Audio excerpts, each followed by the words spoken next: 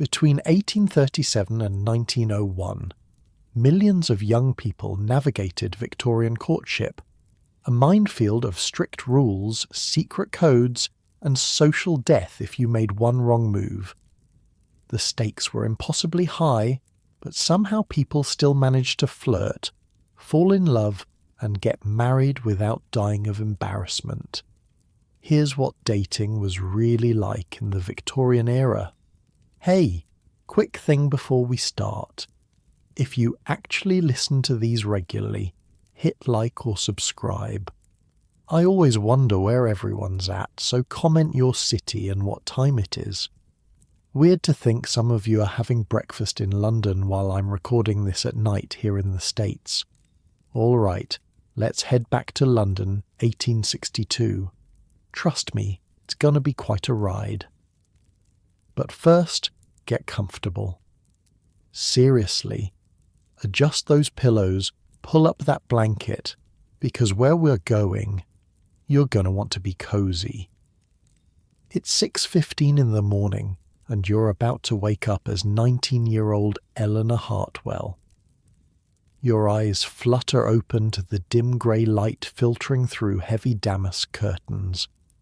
The first sensation is the chill. Your bedroom is freezing. Unlike your toasty modern bed with its memory foam and down comforter, you're lying on a horsehair mattress that's lumpy in all the wrong places. The sheets are cold and slightly damp from the morning fog that seeps through London's poorly insulated windows. You reach one arm out from under your woolen blanket and immediately regret it. The air feels like ice water against your skin. Your breath forms little clouds in the frigid bedroom. No central heating here. Just the dying embers of last night's fire barely glowing in the small fireplace across the room. "Miss Eleanor, are you awake, miss?" The door creaks open, and your lady's maid, Martha, enters with a pitcher of lukewarm water. She's already been up for hours, hauling that water up 3 flights of stairs. "Your mother says today's the day, miss. The Chamberlain dinner party is tonight." And just like that, your stomach drops. Today is indeed the day, your official introduction to London society. The first dinner party of many during your first season, the formal beginning of the Victorian marriage market. "Martha," you whisper, "I think I'm going to be sick." Now, miss. Every young lady feels that way. But your mama says you're ready, and ready you'll be. You're not sure if you want to cry or scream. Unlike your comfortable modern dating life where you might swipe right or meet someone at school, Victorian dating is basically a full-contact sport with your reputation on the line. "Can you imagine?" Martha says as she pours the water into your wash basin. "Mr. Thornfield might be there tonight. The one your mamma says has 2,000 a year." She gives you a knowing look. See, that's the thing about Victorian courtship. It's never just about finding someone you like. It's about finding someone with the right income, the right family, the right everything. And everyone, absolutely everyone, will be watching your every move. Your mother has spent the past 3 years preparing you for this moment. Lessons in proper conversation, never too witty, never too dull. How to sit, stand, and walk. How to use cutlery in the correct order during a 12-course meal. How to dance without looking like you're enjoying it too much. How to show just enough ankle to be intriguing but not so much you'd be considered fast. The survival stakes are real. One wrong move, one misplaced word, one improper glance, and your entire future could crumble. Your family's reputation along with it. Come now, miss, let's get you washed. Martha helps you out of bed, and the full weight of Victorian morning rituals begins. First, there's the washing with barely warm water in a small basin. Just your face and hands, mind you. Victorians weren't big on daily full-body bathing. You'd get a proper bath maybe once a week. I know your modern nose is wrinkling at the thought, but that was considered perfectly hygienic. Your mother wants you in the blue dress tonight, Martha says, laying out your undergarments. Says it brings out your eyes. In your head you're screaming, the blue one, with the whaleboned bodice that makes it impossible to breathe. But outwardly, you just nod. Survival in Victorian society means accepting physical discomfort as your constant companion. Breakfast is a quiet affair. Your father hides behind his newspaper while your mother quizzes you on the names of every eligible bachelor likely to attend tonight's dinner. Now remember, Eleanor, the Chamberlain's second son is in trade, so don't encourage him, but their eldest has prospects, and the Darlington boy might be there. Poor conversation, but excellent family connections. Oh, and if Mr. Thornfield attends, mind you don't appear too eager. You take a small bite of toast, not tasting it. Your stomach is in knots. Unlike modern dating, where you might text someone, "Hey, wanna grab coffee?" Victorian courtship is an elaborate chess game where you're not allowed to touch the pieces directly. Everything must be done through proper channels, at the right time, with the right witnesses. And Eleanor, your mother adds, lowering her voice, remember that a lady never initiates conversation with a gentleman unless properly introduced, and never, ever remain alone with a gentleman even for a moment. Yes, mother, you say automatically. So, what? People just never got to be alone together, you're probably wondering. Honestly, that's kind of the point. Victorian courtship was designed to prevent exactly what most modern dating is about. Getting to know someone one-on-one. Instead, you'd meet potential partners in strictly controlled environments with family members hovering like well-dressed vultures. The morning drags into afternoon and suddenly it's time to prepare for the dinner party. This isn't a quick shower and outfit change. Oh no, this is a 4-hour production. Martha draws you a lukewarm bath scented with rose water. You soak just long enough to take the London chill from your bones. Then begins the elaborate process of dressing. First, the chemise, a simple cotton shift that's the only barrier between your skin and everything else. Then cotton drawers with an open seam. Yes, Victorian underwear had a completely open crotch. Makes using the chamber pot easier when you're wearing 17 layers. Next comes the corset. Hold up. Let me paint you a picture of this torture device. A Victorian corset isn't that cute little lace-up thing you see in lingerie stores. It's a heavy, steel-boned contraption designed to force your body into the fashionable silhouette. Tiny waist, pushed-up bosom, straight posture. Deep breath in. Miss, Martha warns before pulling the laces. You inhale as much as you can, gripping the bedpost for support. Martha pulls. The corset tightens like a boa constrictor, squeezing your ribs until they feel like they're touching your spine. Your lungs can only fill halfway now.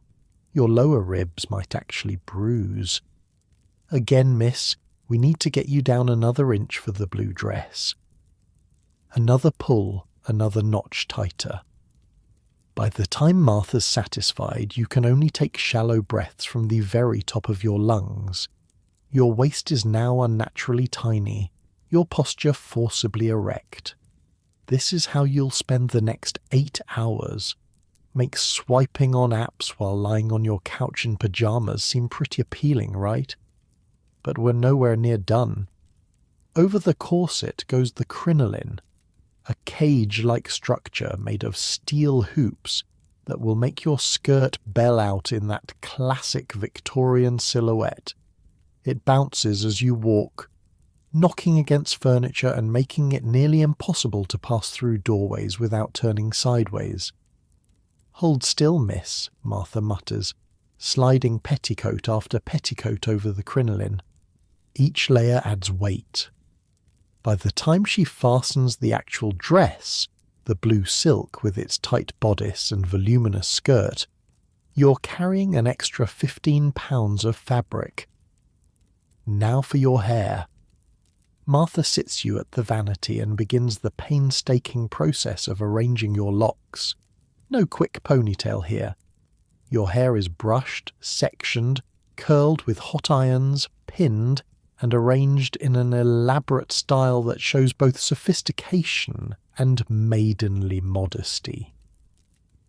The process takes nearly an hour. By the time you're deemed presentable, face lightly powdered, lips lightly rouged, but not too much or you'd be considered fast, hair arranged, dress fitted, gloves buttoned, small reticule prepared, you're exhausted, and the evening hasn't even begun. You look beautiful, Eleanor, your mother says when you descend the stairs. There's genuine pride in her voice, and for a moment you feel a flash of warmth. This is what she's prepared you for your entire life. Your father looks up from his pocket watch and smiles. "My girl's all grown up," he says, and you detect a hint of sadness. Once you enter society, once you find a match, you'll leave his protection for your husband's. That's the Victorian way. The carriage ride to the Chamberlain's home is silent, filled with nervous anticipation. You stare out the window at London's gas-lit streets, wondering which of the men you'll meet tonight might eventually become your husband, because that's the end goal here. Not dating for fun, not seeing where things go, but marriage, preferably by the end of the season. The Chamberlain's townhouse is ablaze with light when you arrive. Footmen in livery stand at attention as carriages deposit finely dressed guests at the entrance.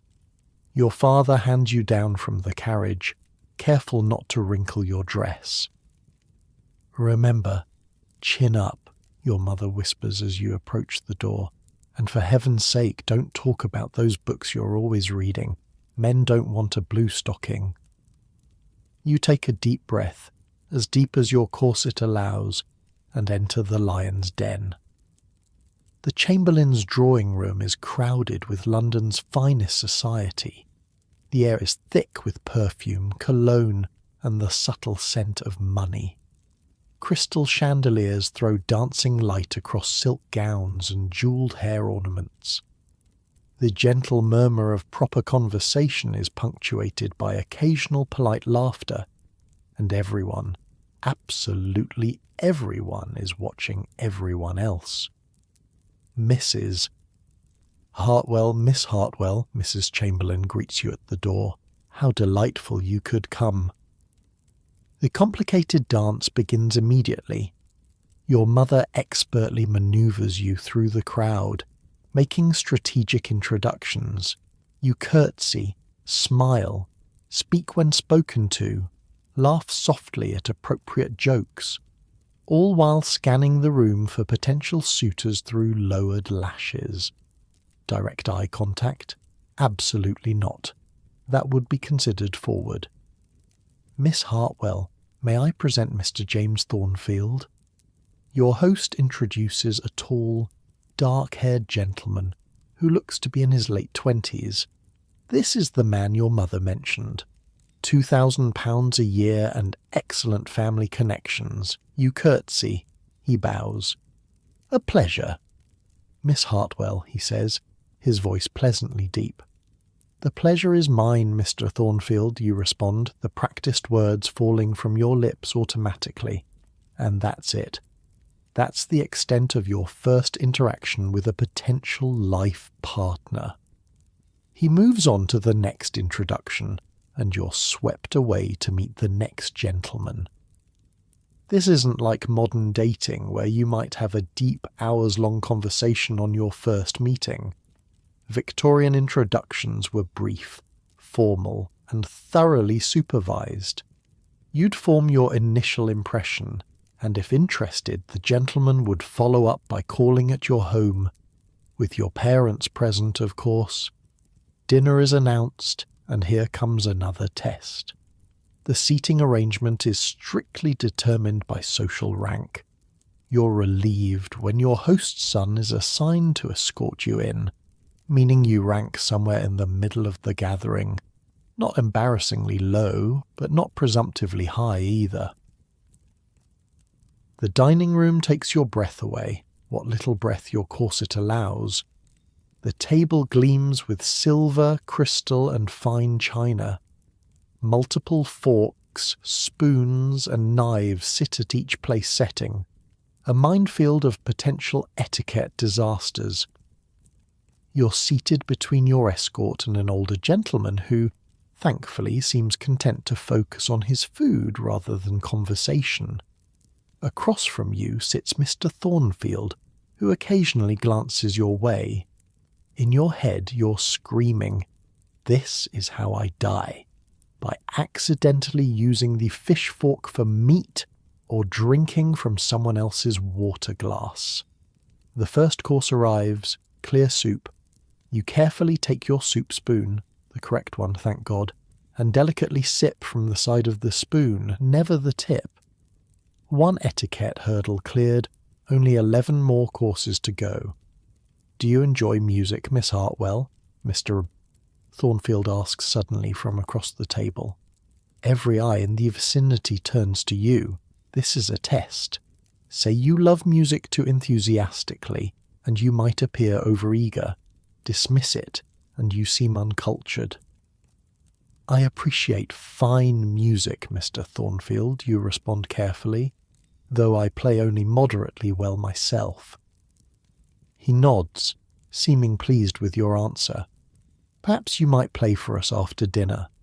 Your stomach sinks. Playing for a room of critical strangers is another Victorian courtship ritual you've been dreading, but refusal isn't an option. "If Mrs. Chamberlain wishes it, I would be honoured," you reply. Your mother, seated 4 places away, gives you an approving nod. You've navigated that exchange correctly. The meal progresses through course after elaborate course. Soup is followed by fish, then meat, then game, with palate cleansers and side dishes interspersed. Wine flows freely for the gentlemen, while ladies take only small sips. Becoming intoxicated would be a social disaster of the highest order. You're hyper-aware of every movement. Back straight, not that the corset gives you much choice. Elbows off the table, small bites, minimal chewing, no slurping, no reaching. Wait for each dish to be offered to you. Accept a little of everything, even if you dislike it. Never finish everything on your plate. That would suggest hunger or greed. Both unladylike. It's exhausting. Unlike your casual dinner date at a restaurant where you might order whatever you want and actually enjoy eating it, this Victorian dinner is an elaborate performance where food is merely a prop. By the 10th course, you're light-headed from the corset and the stress. But the night is far from over. After dinner, the ladies withdraw to the drawing room while the gentlemen remain for port and cigars. "You did well with Mr. Thornfield," your mother whispers as you sip tea in the drawing room. "He watched you throughout dinner." You feel a flutter of something, not quite excitement, not quite dread. Mr. Thornfield seemed pleasant enough, more interesting than the other gentlemen you've met. But is that enough to build a life upon? When the gentlemen rejoin the ladies half an hour later, Mrs. Chamberlain does indeed ask you to play the pianoforte. This is a standard Victorian courtship showcase, a chance to display your accomplishments while looking decorative. You sit at the instrument, arranging your skirts carefully, and begin to play a simple but pleasing melody. You're not particularly talented, but you've practiced enough to be competent. As you play, you're acutely aware of Mr. Thornfield standing nearby, turning pages for you. You play with feeling, Miss Hartwell, he says quietly when you finish. That's more important than technical perfection, I think. You glance up, surprised by his comment. That's not the standard compliment. You're kind to say so, Mr. Thornfield, you respond, careful not to show too much pleasure at his words. Not kind, he corrects gently, merely honest. Do you enjoy reading as well as music? Your mother's warning echoes in your mind, but something in his expression makes you answer truthfully. Yes, very much. His eyes light up with genuine interest. Then we must discuss books sometime, perhaps when I call on your family. And there it is, the first step in the Victorian courtship process. A gentleman asking permission to call on you at home. Your heart races, but outwardly you maintain perfect composure. My parents welcome visitors on Tuesday afternoons, you say, the formal response coming automatically. He smiles, bows slightly and moves away.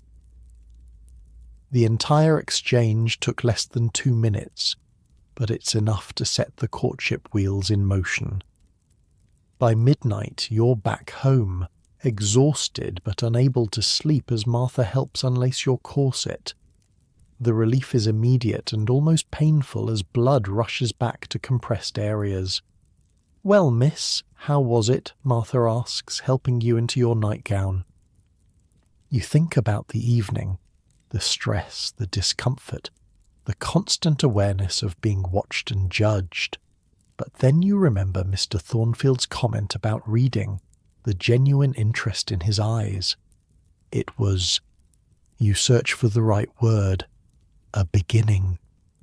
As you slide between the cold sheets of your bed, you realize that Victorian courtship is a marathon, not a sprint. Tonight was just the first of many carefully orchestrated social encounters that might eventually lead to marriage.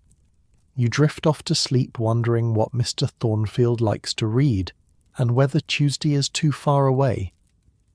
And as for you, lying in your comfortable modern bed with no corset in sight, be grateful that your dating disasters involve awkward text messages rather than social ruin. The Victorians somehow found love despite the rules, or perhaps because of them. The anticipation, the careful dance of approach and retreat, the thrill of a meaningful glance across a crowded room. There was magic there, even among the constraints. Sleep well, dreaming of a time when a turned fan or a carefully placed flower could speak volumes more than any dating profile ever could. Tuesday couldn't come fast enough. Eleanor spent the 3 days after the Chamberlain dinner in a state of nervous anticipation. Would Mr. Thornfield actually call? Had she imagined the interest in his eyes? Was her blue dress too forward? Not forward enough? The waiting game was a cornerstone of Victorian courtship, a far cry from today's instant text messages and dating apps. No, "Hey, I had fun last night" messages. No checking if he was active on social media. Just silence and endless speculation. "Your posture, Eleanor," Mother reminded her at breakfast Monday morning. A gentleman notices how a lady carries herself. Eleanor straightened her already straight spine, pushing her shoulders back. Even at home, the physical constraints of Victorian womanhood never relaxed. Your breath catches imagining being constantly aware of your posture, your facial expressions, your every movement being scrutinized.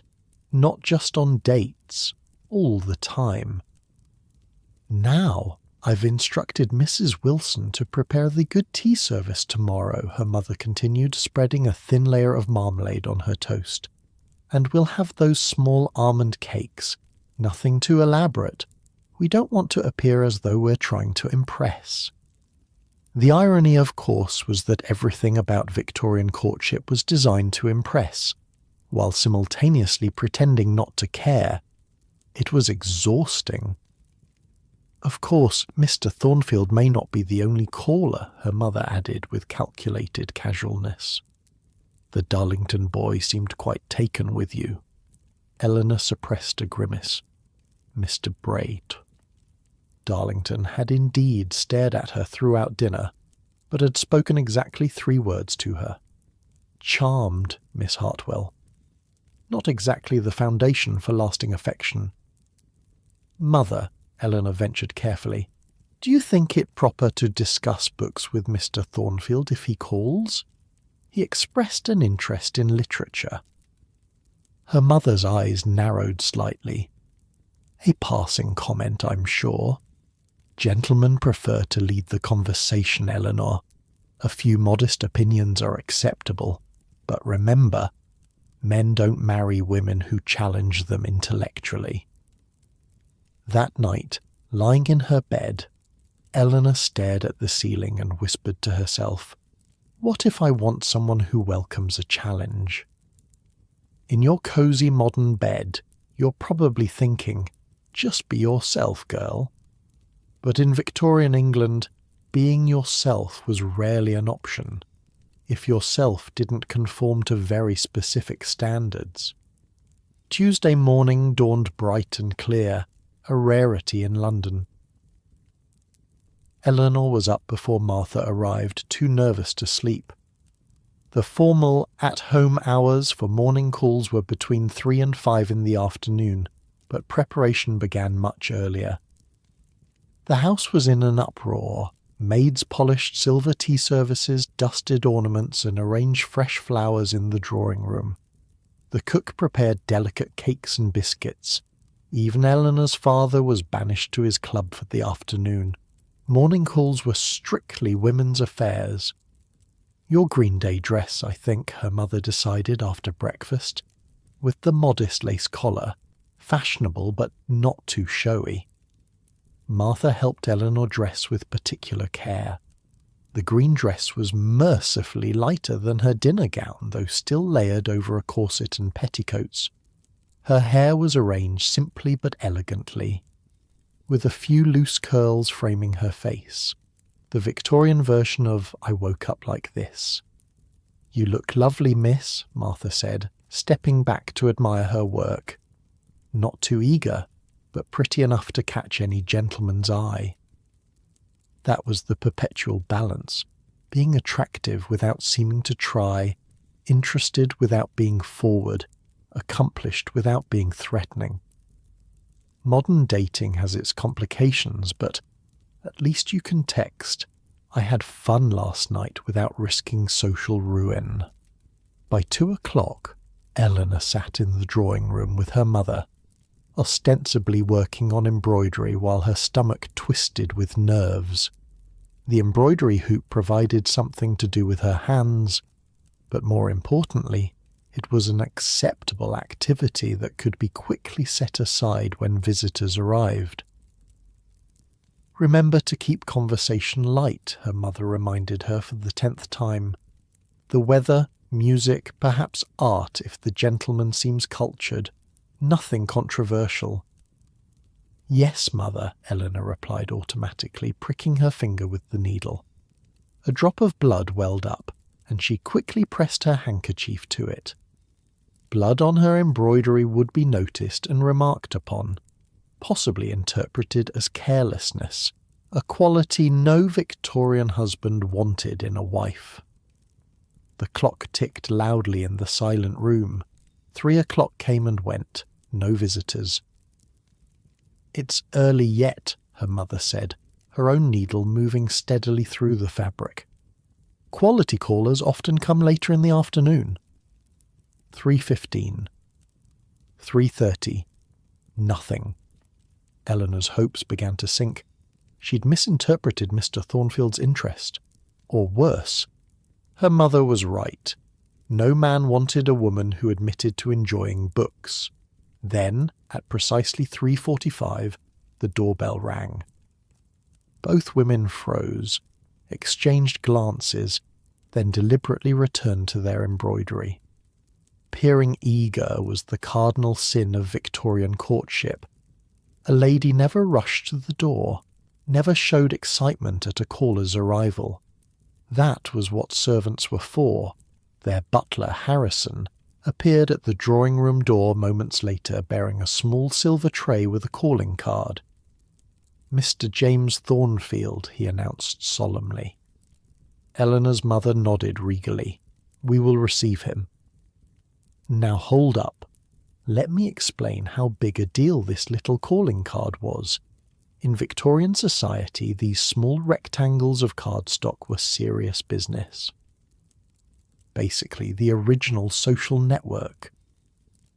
A gentleman's card was rectangular and simple, with just his name, while a lady's was larger and more ornate. When Mr. Thornfield handed his card to Harrison, he was formally requesting permission to enter their home. Had Eleanor's mother been unimpressed by him, or thought him unsuitable, she could have instructed Harrison to say they were not at home. The polite fiction used to refuse callers without outright rejection. But she had accepted the first small victory in the courtship dance. Harrison returned moments later with Mr. Thornfield, who stood formally in the doorway until invited further. "Miss Hartwell," he said, bowing slightly. "I hope I find you well."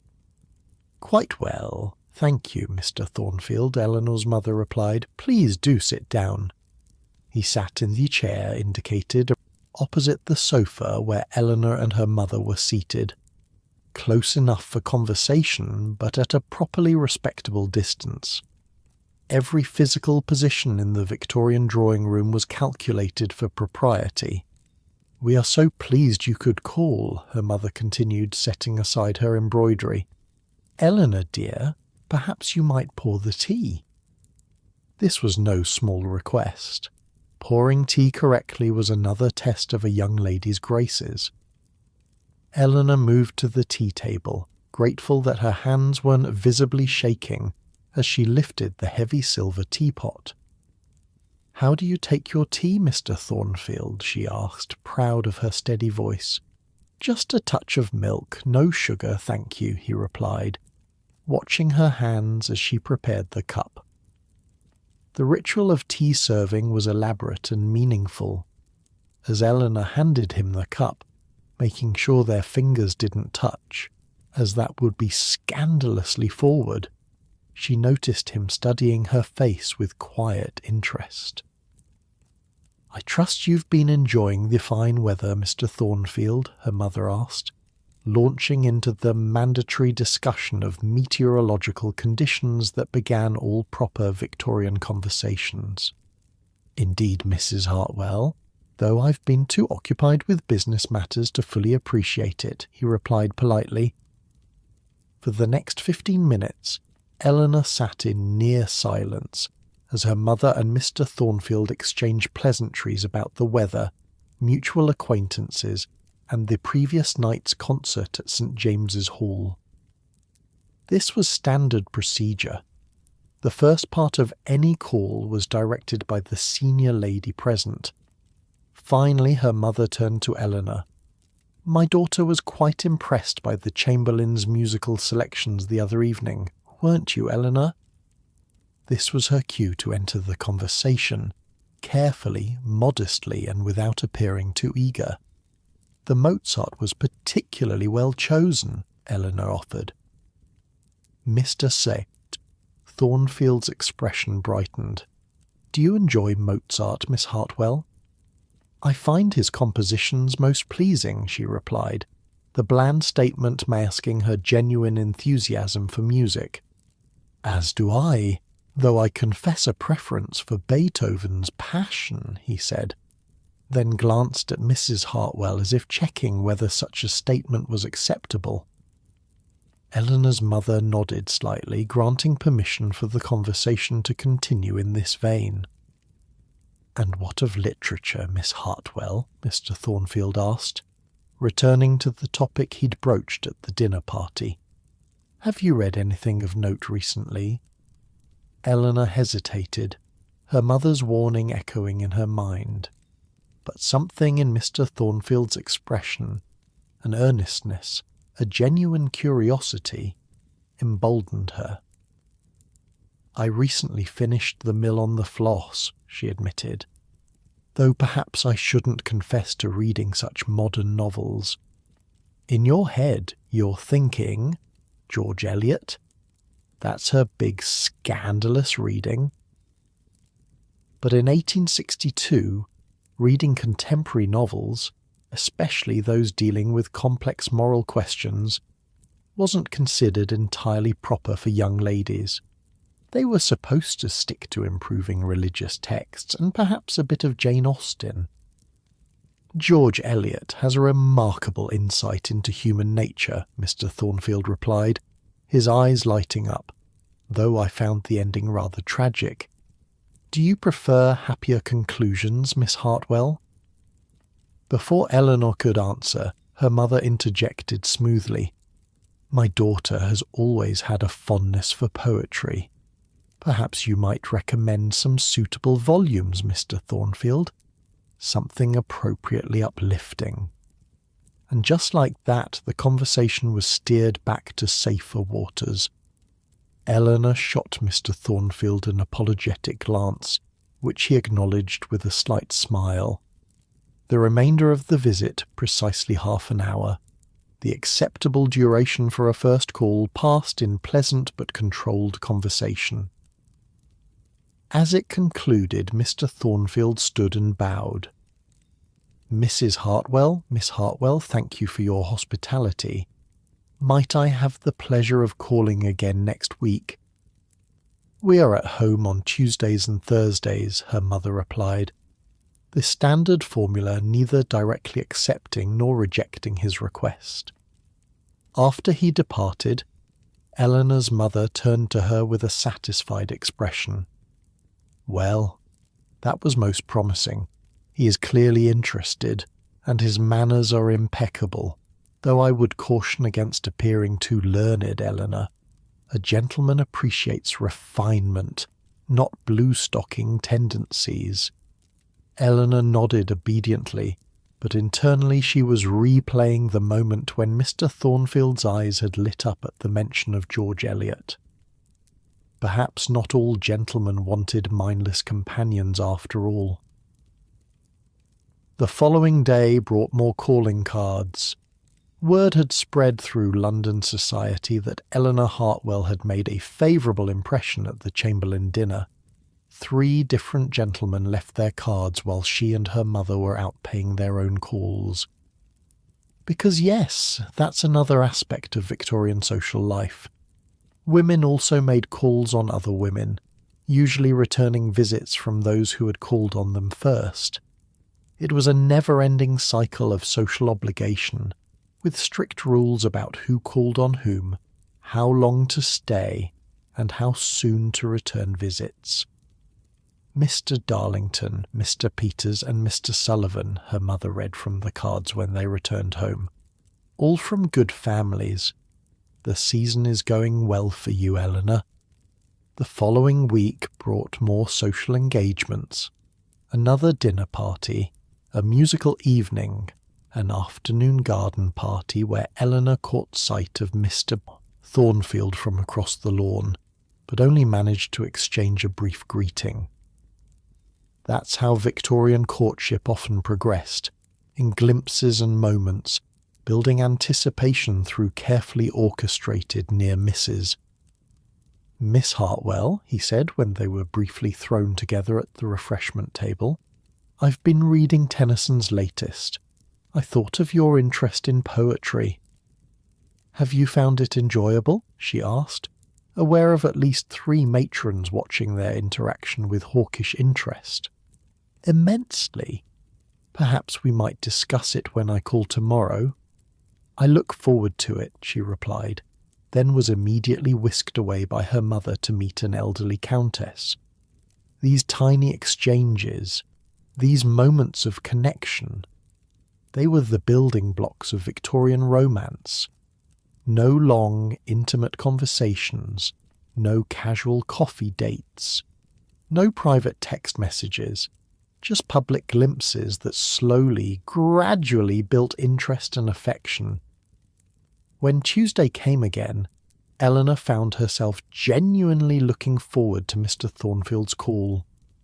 This time she chose her own dress, a blue-green that complemented her eyes better than the plain green her mother had selected the week before. "That's rather bright for morning calls," her mother commented. "It's my favourite colour," Eleanor replied simply. Her mother sighed. "Very well, but do try to keep the conversation more general today. Mr. Thornfield seemed altogether too interested in your opinions on literature." "As if that were a bad thing, you're thinking. And you're right. By modern standards, a man being interested in a woman's thoughts is the bare minimum. But in Victorian society, it was somewhat unusual, even potentially threatening to the established order." When Mr. Thornfield arrived, precisely at the same time as his previous visit, Eleanor noted with pleasure that he was carrying a small wrapped package. After the initial greetings and tea-pouring ritual, he said, "Mrs. Hartwell, I hope you'll forgive the liberty, but I've brought a volume of poetry I thought Miss Hartwell might enjoy." He presented the package to Eleanor's mother, not to Eleanor directly. Proper Victorian etiquette demanded that gifts to unmarried women be approved by their mothers first. Her mother unwrapped it carefully, a slim volume of Tennyson's Enoch Arden and other poems recently published. "How thoughtful," she said, examining the book before passing it to Eleanor. "My daughter is fond of poetry, as I mentioned." Eleanor accepted the book, careful not to appear too eager. "Thank you, Mr. Thornfield. This is most kind. I've marked a few passages I found particularly moving," he said, "though I'd be interested in your opinion on the entire work." He was asking for her thoughts, her genuine opinions. In the highly restricted world of Victorian courtship, this was practically a declaration. "I'll be sure to read it carefully," she promised. Their eyes met briefly, and in that moment something passed between them. Understanding, connection, possibility. Eleanor quickly looked away, conscious of her mother's watchful gaze. The rest of the visit proceeded much like the first, though this time Eleanor's mother allowed the conversation to linger on literature a bit longer before steering it toward the upcoming ball at Thornton House. "I believe you're acquainted with the Thorntons, Mr. Thornfield?" her mother inquired. "Indeed, Sir William and I share some business interests," he replied. "Their ball is always a highlight of the season." "Eleanor has just received her invitation," her mother said proudly. Being invited to the Thornton ball was a mark of social acceptance. "Perhaps you might request a dance, Mr. Thornfield?" This was forward, even for a mother, but Mrs. Hartwell clearly saw promising potential in Mr. Thornfield. "It would be my honour," he replied, glancing at Eleanor. "If Miss Hartwell would do me the kindness of saving me a space on her dance card." "I should be delighted," Eleanor said, the formal response belying the flutter in her chest. As Mr. Thornfield prepared to leave, having once again stayed exactly half an hour, he said, "Mrs. Hartwell, would you permit me to escort you and Miss Hartwell to the Phillips musical soiree on Friday evening? I understand it's to be a small gathering, and I believe we are all invited." This was a significant step forward in the courtship process. A gentleman offering to escort a young lady and her chaperone to an event indicated serious interest. Not quite a declaration, but certainly more than casual acquaintance. Her mother beamed. "How kind of you to offer, Mr. Thornfield. We would be most pleased to accept." After he left, her mother was practically glowing with satisfaction. "Well, Eleanor, it seems Mr. Thornfield is quite taken with you. An escort to the Phillips's soirée, a dance promised at the Thornton ball. These are not casual attentions." Eleanor ran her fingers over the cover of the poetry book. "He seems different from other gentlemen." "Different?" Her mother frowned slightly. "In what way?" "He appears genuinely interested in conversation," Eleanor said carefully. "In ideas." Her mother looked thoughtful. "Well, he is somewhat older, perhaps nearly 30. More established men can afford to be a bit unconventional. But mind you don't encourage too much intellectual discussion, Eleanor. A gentleman may enjoy the novelty of a clever comment or two, but for marriage they want someone soothing and agreeable." That night, alone in her room, Eleanor lit an extra candle and opened the book Mr. Thornfield had given her. Several pages were marked with tiny pencil dots, easily erased, leaving no evidence for prying eyes. Smart man, she thought with a smile. The marked passages were beautiful. Lines about courage and conviction, about seeing beyond society's constraints. Was he sending her a message? Or was she reading too much into a simple gift? Eleanor fell asleep with the book beside her pillow, dreaming of conversations that might be possible beyond the restrictive confines of the drawing room. In a world where courtship proceeded at a glacial pace through rigidly controlled encounters, the simple gift of a book with marked passages felt almost scandalously intimate. As for you, drifting off in your modern bed, imagine a world where a shared literary reference was as thrilling as a first kiss, where the brush of gloved fingers during a teacup exchange sent hearts racing. Victorian courtship may have been ridiculously formal, but perhaps there's something to be said for the slow burn of carefully cultivated anticipation. In our next chapter, Eleanor will discover there's more to Victorian flirtation than just calling cards and chaperoned visits. The secret languages of fans, flowers, and gloves allowed couples to communicate under the very noses of their watchful chaperones. A Victorian workaround to all those rules we've been talking about.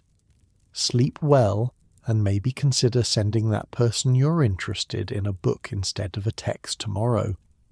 Some courtship traditions are worth reviving, even if we happily leave the corsets in the past. Friday evening arrived, and with it the Phillips musical soirée. For Eleanor it marked a significant milestone, her first public appearance with Mr. Thornfield as their escort. Not quite a declaration, but definitely a statement to society that he had a particular interest in the Hartwell family. "Remember, Eleanor," her mother coached as Martha arranged her hair, "it's acceptable to show some animation during musical performances, but never excessive emotion. A gentle smile, perhaps a slight swaying to the rhythm. Nothing more." The rules for public behavior were exhaustingly specific. Each gesture, each expression was coded and meaningful. Unlike today, where you might text, "That was amazing," after a concert or post a video of yourself dancing, Victorians communicated their feeling through subtle, almost imperceptible signals. "And your fan," her mother continued, holding up the delicate ivory and lace accessory. "Use it judiciously." "Oh, the fan." That innocent-looking accessory was actually one of the most powerful communication tools in a Victorian woman's arsenal. In a society where direct speech was restricted, where couples were rarely alone, and where every word was monitored, The language of the fan offered a secret pathway to express feelings that could never be spoken aloud. "I've had quite enough of fan etiquette, Mother," Eleanor said, immediately regretting her sharp tone. Her mother raised an eyebrow. "Clearly not, if you're taking that tone. The fan is not merely for cooling oneself, Eleanor. It speaks volumes to those who understand its language. You're probably rolling your eyes in your cozy modern bed, thinking this sounds ridiculous. But imagine being watched constantly, your every word analysed. You'd develop secret codes too." "Now," her mother demonstrated, opening the fan fully and fanning slowly. "This indicates you're engaged but available for conversation. Fanning quickly suggests agitation, to be avoided unless deliberately signalling distress.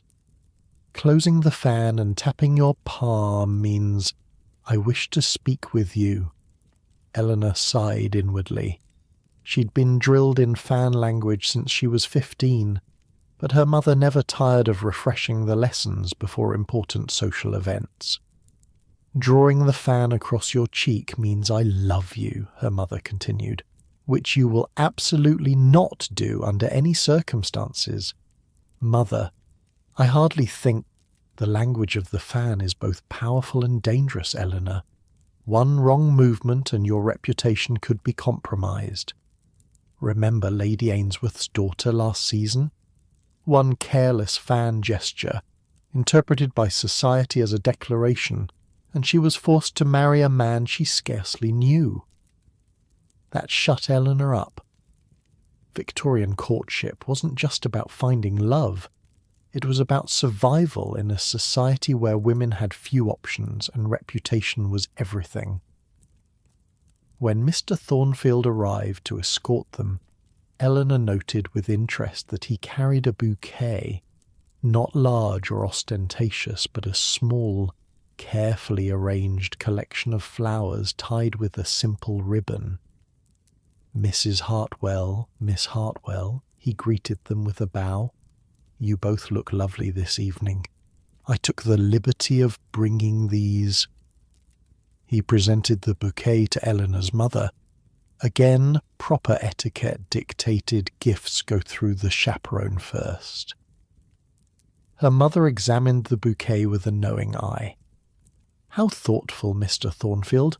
Quite a charming selection." She handed the flowers to Eleanor, who received them with carefully modulated pleasure. Not too eager, not too indifferent.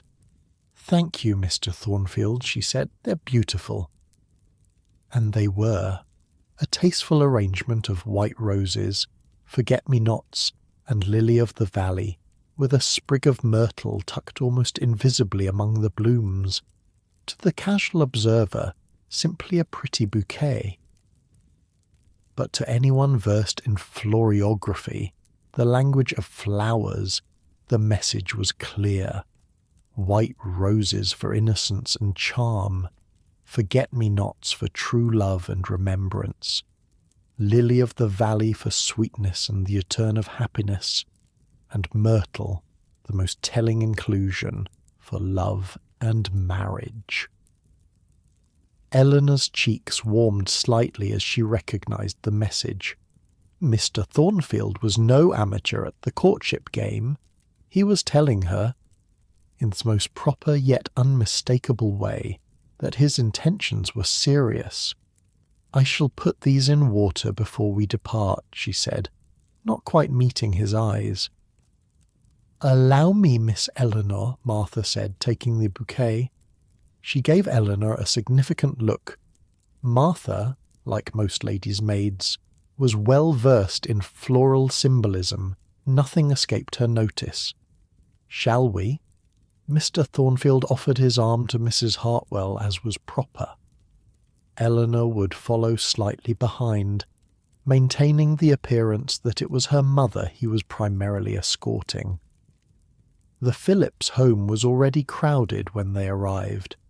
Musical soirees were smaller than balls but still significant social events. with perhaps 40 or 50 guests instead of hundreds. A string quartet played in one corner of the drawing room, while clusters of people conversed in hushed tones. Mrs. Hartwell, Miss Hartwell, Mr. Thornfield. Mrs. Phillips greeted them warmly. How delightful you could come.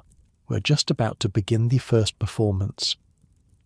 They were shown to seats near the centre of the room, a mark of status.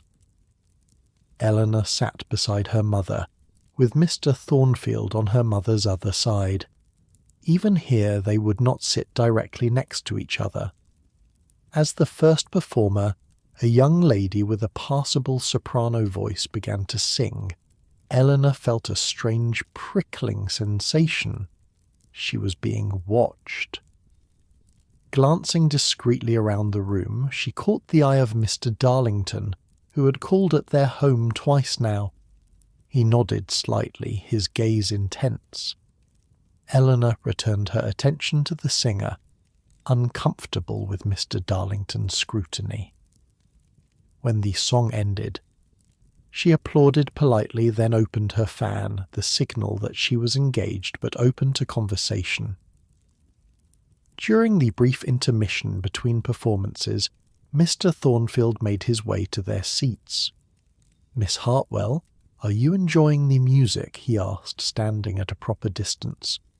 Very much, she replied. Miss Thompson has a lovely voice. Indeed, he paused. I see you brought your fan this evening. Eleanor's heart quickened. Was he acknowledging that he understood fan language? It can be rather warm in crowded rooms, she said carefully. Indeed it can, he agreed, a hint of a smile playing at his lips. One must have ways to remain comfortable while still observing proprieties. Before she could respond, Mr. Darlington approached, inserting himself into their conversation, with barely a nod to Mr. Thornfield. Miss Hartwell, how charming you look this evening, he said, standing slightly too close. That shade of blue is most becoming. Thank you, Mr. Sut. Darlington, Eleanor replied, instinctively closing her fan partially, the signal that she wished to speak to him but not alone. Mr. Darlington either didn't know fan language or chose to ignore it. I had hoped to see you at Lady Russell's garden party yesterday. We had a prior engagement, Eleanor said, glancing at her mother for rescue. Mrs. Hartwell was deep in conversation with an elderly matron and didn't notice her daughter's predicament. Mr. Thornfield, however, did. I believe the next performance is about to begin, he said smoothly. Miss Hartwell, might I escort you to your seat? Thank you, Mr. Thornfield, Eleanor said gratefully, accepting his arm in one of the few instances where a physical connection was permitted, the brief escort back to a seat in a crowded room. As they moved through the crowd, Eleanor felt Mr. Thornfield slip something into her hand, a small folded note. Her breath caught.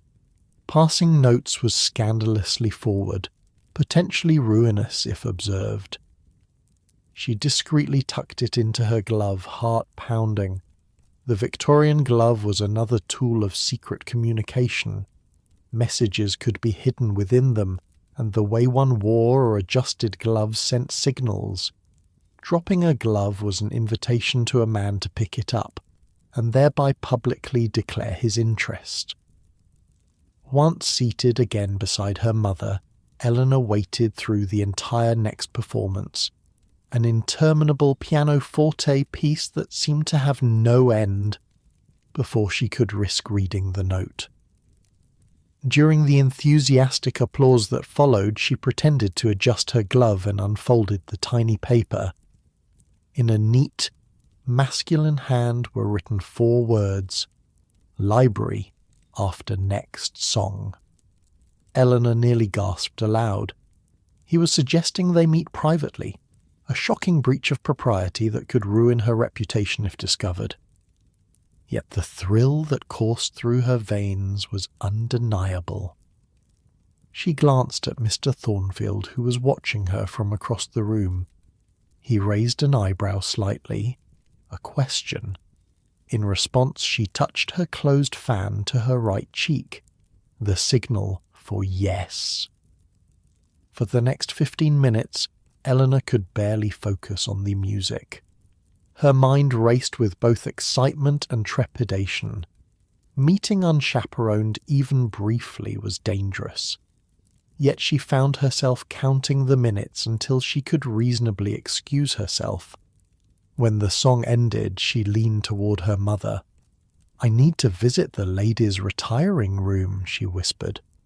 Her mother nodded absently, absorbed in the music. "Don't be long." Eleanor made her way out of the drawing room, heart hammering against her ribs.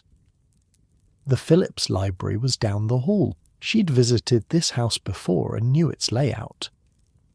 Glancing around to ensure no one was watching, she slipped inside the dimly lit room.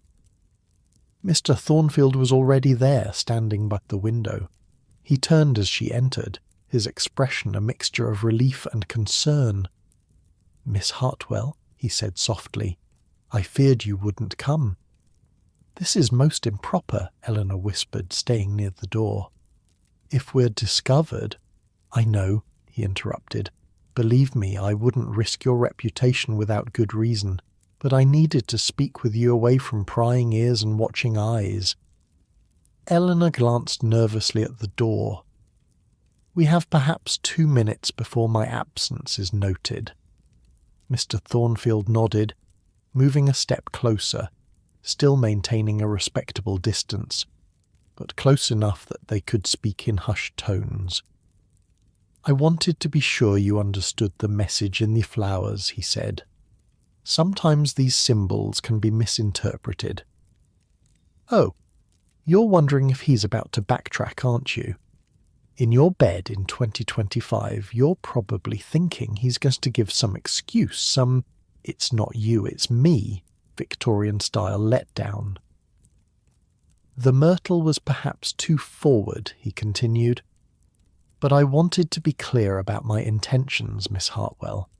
I find you quite unlike anyone I've met before." Eleanor's pulse quickened. "In what way?" "You have a mind of your own. You read George Eliot," he said with a small smile. "You're not merely parroting opinions you've been taught." "Many would consider that a fault in a woman," she said carefully. "I am not many," he replied simply. "I seek a partner, not an ornament." The word partner hung in the air between them, radical, almost revolutionary in a society where wives were legally considered property. "Mr. Thornfield, James," he said quietly. "My name is James." The use of his Christian name was another boundary crossed, intimate, personal. In public, they would remain Mr. Thornfield and Miss Hartwell until an engagement was announced.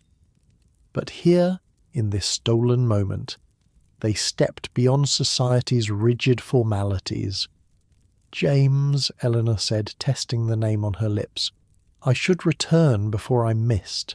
He nodded. "Of course, but first—" He reached into his pocket and withdrew a small object, pressing it into her hand. "For your fan." Eleanor glanced down. It was a small charm, the kind that could be attached decoratively to a fan's ribbon. A tiny silver book. The message couldn't be clearer. He valued her mind, her love of reading. "Thank you," she whispered, deeply moved by the thoughtful gesture. "We should return separately," he said, practical despite the emotion of the moment. "Wait 2 minutes after I leave." Eleanor nodded, tucking the charm into her glove alongside the note. More secrets to hide, more coded messages to cherish. After he left, she counted slowly to 120, composing herself before returning to the drawing room. Her mother gave her a questioning look as she took her seat. "You were gone quite a while," she observed. "There was a line," Eleanor lied smoothly. feeling a twinge of guilt. She'd never deceived her mother before, yet here she was, hiding notes and charms and secret meetings. But that was Victorian courtship, a dance between public propriety and private connection, between social rules and personal desires. The elaborate codes of fans and flowers and gloves existed precisely because the rules were so restrictive that couples needed alternative means of communication. The rest of the evening passed in a blur. Eleanor was hyper-aware of Mr. Thornfield's presence across the room, of the weight of the charm in her glove, of the secret they now shared. When he escorted them home, everything was perfectly proper. He handed Mrs. Hartwell down from the carriage, bowed formally at their door, thanked them for the pleasure of their company. Yet when he took Eleanor's hand to help her from the carriage, he pressed it slightly. Another silent message that meant everything to her and would be invisible to observers. "Until the Thornton ball," he said as he departed, "I believe you promised me a dance, Miss Hartwell." "Indeed I did, Mr. Thornfield," she replied, the formal words belying the warmth in her eyes. Once in her bedroom, with Martha helping her undress, Eleanor finally had a chance to examine the charm properly. It was exquisitely made, clearly expensive despite its small size. "That's a lovely trinket, miss," Martha commented, eyeing it curiously. "A gift?" "Yes," Eleanor admitted, seeing no point in hiding it from Martha, who knew all her secrets anyway. "From Mr. Thornfield." Martha smiled knowingly as she unlaced Eleanor's corset. "He seems a good sort, not like that Mr. Darlington who keeps calling. There's something not quite right about that one, if you don't mind my saying so." "I don't mind at all," Eleanor said, breathing deeply as the corset loosened. "I find Mr. Darlington rather intense." "Some might call it persistent," Martha observed, helping Eleanor into her nightgown. "Some might call it something else entirely." Eleanor sat at her vanity as Martha brushed out her hair. "What do you mean?" "Just that Mr. Darlington has been asking questions about you in the servants' hall when he calls. Wants to know your habits, your preferences. More than usual interest, if you take my meaning." This was concerning. The servants' network was an invisible but powerful force in Victorian society. Information flowed freely below stairs, and a gentleman pressing servants for details about a young lady was overstepping boundaries. "Thank you for telling me, Martha," Eleanor said thoughtfully. "I'll be careful round him." After Martha left, Eleanor examined her bouquet, now arranged in a vase on her nightstand. The flowers were beginning to droop slightly, their message fading with their freshness. But the charm, that was permanent, a token she could keep. She attached it to her fan's tassel, where it would be visible to those who knew to look for it. At the Thornton ball she would carry this fan, and Mr. Thornfield would see that she had accepted his gift, his message. As she drifted off to sleep, Eleanor reflected on the day's events. In the space of a few hours, her courtship with Mr. Thornfield had accelerated dramatically, from proper public interactions to secret notes and meaningful gifts. The rules of Victorian society still constrained them, but they had found ways to communicate beneath the surface, using the very tools designed to maintain propriety to express deeper feelings. You, tucked in your modern bed, might find it all absurdly complicated. Why not just say what you feel? Why the elaborate codes and signals? But perhaps there's something to be said for a society that valued restraint, that understood the power of subtlety. when every glance, every gesture carried weight. Nothing was casual, nothing thoughtless. In a world of instant messages and swipe-right dating, maybe we've lost something of that delicious anticipation, that careful consideration before expression. The Victorians may have taken it to extremes, but the principle remains. What's difficult to obtain is often more highly valued. Sleep well, dreaming of a time when a simple fan could speak volumes, when flowers carried messages, and when a chance to say someone's Christian name felt as intimate as a kiss does today. The Thornton Ball awaits in our next chapter, the highlight of Eleanor's season, where dances are promised, reputations are made and broken, and the language of the ballroom brings its own set of thrills and perils. Victorian courtship is about to move from the drawing room to the dance floor, where new rules and new opportunities await our couple. The week before the Thornton Ball was a flurry of preparation for Eleanor. This wasn't just any social event, it was the event of the early season, the one where reputations were cemented and courtships either flourished or withered under society's collective gaze. "Your dance card must be properly managed," her mother instructed over breakfast 3 days before the ball. "Accept no more than 2 dances from any gentleman, including Mr. Thornfield." Eleanor looked up from her toast. "Even though he's escorted us to the Phillips' soiree." "Especially because of that," her mother replied firmly. "Society is already noting his particular attention. To dance more than twice would suggest an understanding exists between you." That was Victorian code for "everyone will think you're practically engaged," which would be scandalous without a formal announcement. Unlike today, where you might post a relationship status update or introduce someone as your boyfriend after a few dates, Victorians moved at a glacial pace through carefully defined stages. "And what of Mr. Darlington? He's called 3 times now." Eleanor couldn't keep the reluctance from her voice. "His family connections are impeccable," her mother said pointedly. "You would do well to encourage him," Eleanor sighed. The marriage market aspect of Victorian courtship was inescapable. Mr. Segham. Darlington might make her uncomfortable, but his social standing made him a good prospect in her mother's eyes. The morning of the ball dawned with unexpected sunshine streaming through London's perpetual haze. Eleanor woke early, too nervous to sleep. Tonight would be different from dinner parties or musical evenings.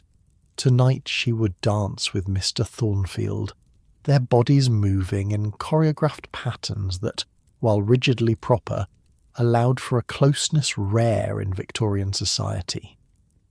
"You're awake already, miss?" Martha asked, entering with the morning water.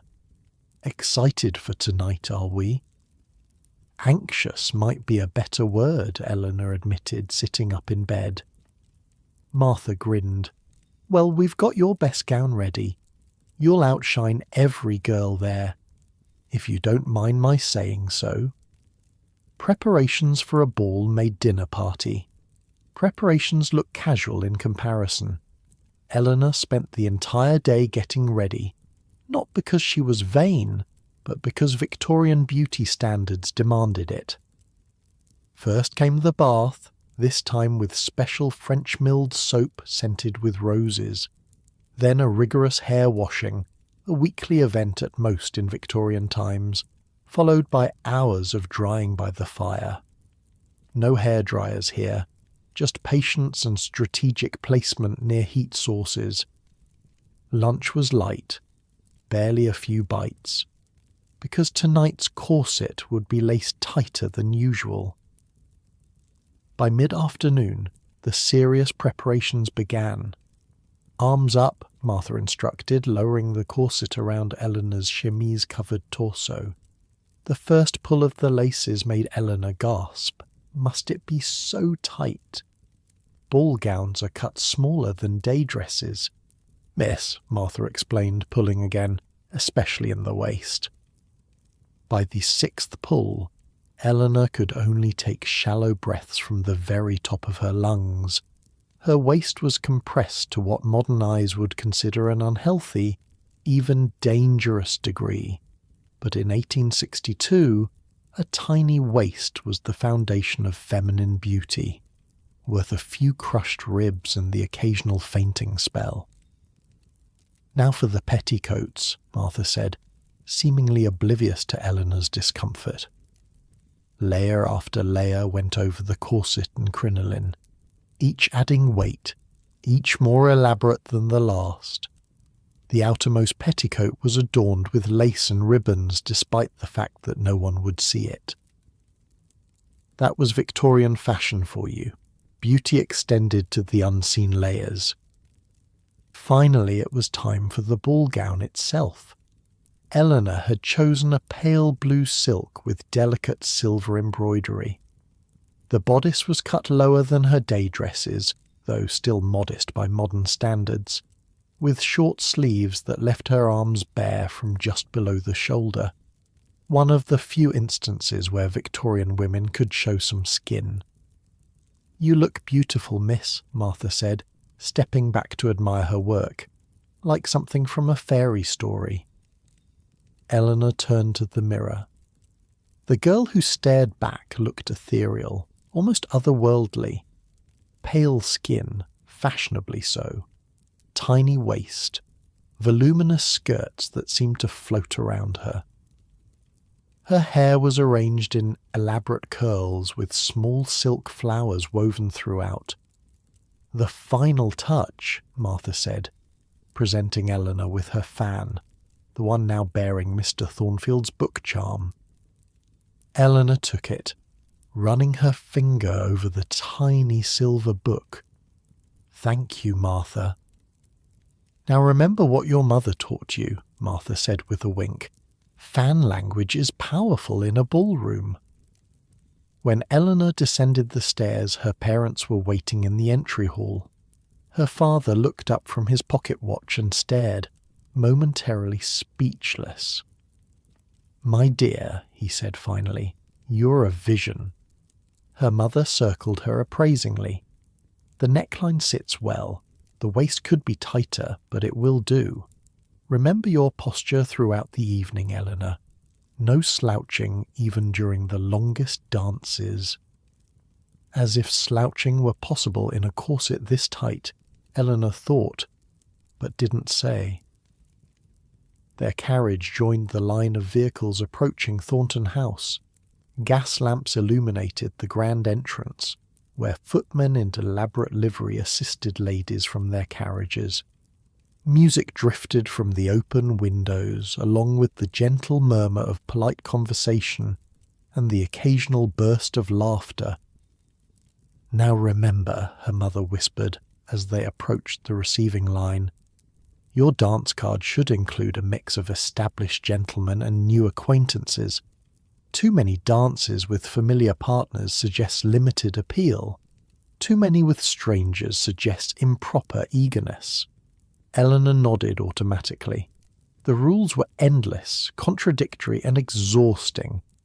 Imagine if modern dating apps came with 300-page instruction manuals on exactly how to swipe, when to message, and what photos to post, all with the threat of social ruin if you got it wrong. The Thornton ballroom took Eleanor's breath away, what little breath her corset allowed. Massive crystal chandeliers cast prismatic light across polished floors. Hothouse flowers filled every corner, their heady scent mixing with perfume, cologne, and the subtle undertone of perspiration from dancers who had already completed several sets. Along one wall, chairs were arranged for chaperones and older ladies. The opposite wall featured long windows opening onto a terrace, offering blessed relief from the heat of the ballroom. A raised platform held the orchestra, at least 20 musicians in formal attire. Almost immediately, Eleanor was approached by a young man she recognised from the Chamberlain dinner. "Miss Hartwell," he bowed slightly, "might I request your name on my dance card for the first quadrille?" And so it began. The careful negotiation of the dance card, a small booklet attached to her wrist by a silk cord. Each dance of the evening was pre-printed on its pages, with space beside each for a gentleman's name. Filling this card was a delicate balance of strategy, obligation, and genuine preference. Eleanor accepted the young man's request, then navigated through the crowd with her mother, exchanging greetings and accepting more dance requests. Mr. Darlington found her almost immediately, securing the first waltz with a smile that didn't quite reach his eyes. "You look enchanting tonight, Miss Hartwell," he said, standing slightly too close. "That shade of blue is celestial."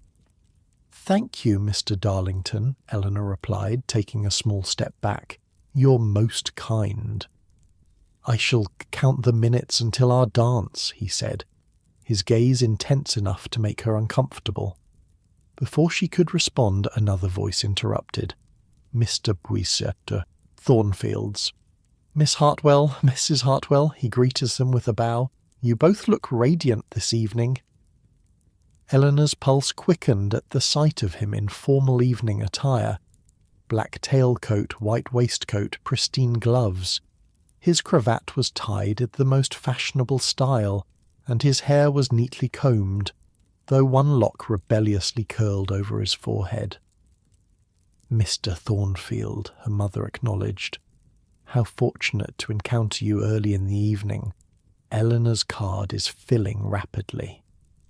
This was her mother's none too subtle way of telling him to stake his claim before all the dances were spoken for. "In that case," he said with a slight smile, "might I request the honour of the supper dance, Miss Hartwell? And perhaps the final waltz as well." The supper dance, the set immediately preceding the meal, was particularly significant. The gentleman who partnered a lady for this dance would escort her to supper afterward, allowing for actual conversation. And the final waltz was equally meaningful, a statement of serious interest. "I would be delighted," Eleanor replied, offering her dance card and pencil. As he wrote his name in the appropriate spaces, she noticed him glance at the charm on her fan. The corner of his mouth twitched upward slightly, a private acknowledgement of their secret. By the time the orchestra struck up the first quadrille, Eleanor's card was full, a relief and a triumph. An empty dance card was a public humiliation no young woman wanted to endure. Her first partner was perfectly polite but utterly forgettable, one of dozens of young men making the rounds of the season in search of a suitable wife. The steps of the quadrille were complex enough to prevent much conversation, which was probably for the best since he seemed to have nothing to say beyond comments about the weather. The second dance brought Mr. Darlington. From the moment he took her gloved hand, Eleanor felt tense. He held her slightly too close during the turns, his fingers pressing a fraction too firmly against her waist. "You dance divinely, Miss Hartwell," he murmured, his face uncomfortably near hers during a promenade. "Thank you," she replied, subtly increasing the distance between them. "The orchestra is exceptional tonight." "I've called it your home 3 times now," he continued, ignoring her attempt to redirect the conversation. "I was beginning to think you were avoiding me." Eleanor's chest tightened, and not just from the corset. His tone held an edge of accusation that was most improper. "My mother and I maintain a busy social calendar," she said carefully. "We're rarely at home these days." "Yet you seem to find time for Thornfield," he observed, his smile not reaching his eyes. She was saved from responding by the dance formation, which temporarily separated them. When they came together again, she deliberately kept the conversation to the most banal topics: the decorations, the guest list, the weather yet again. When the dance ended, he held her hand a moment longer than propriety dictated. "Until next time, Miss Hartwell."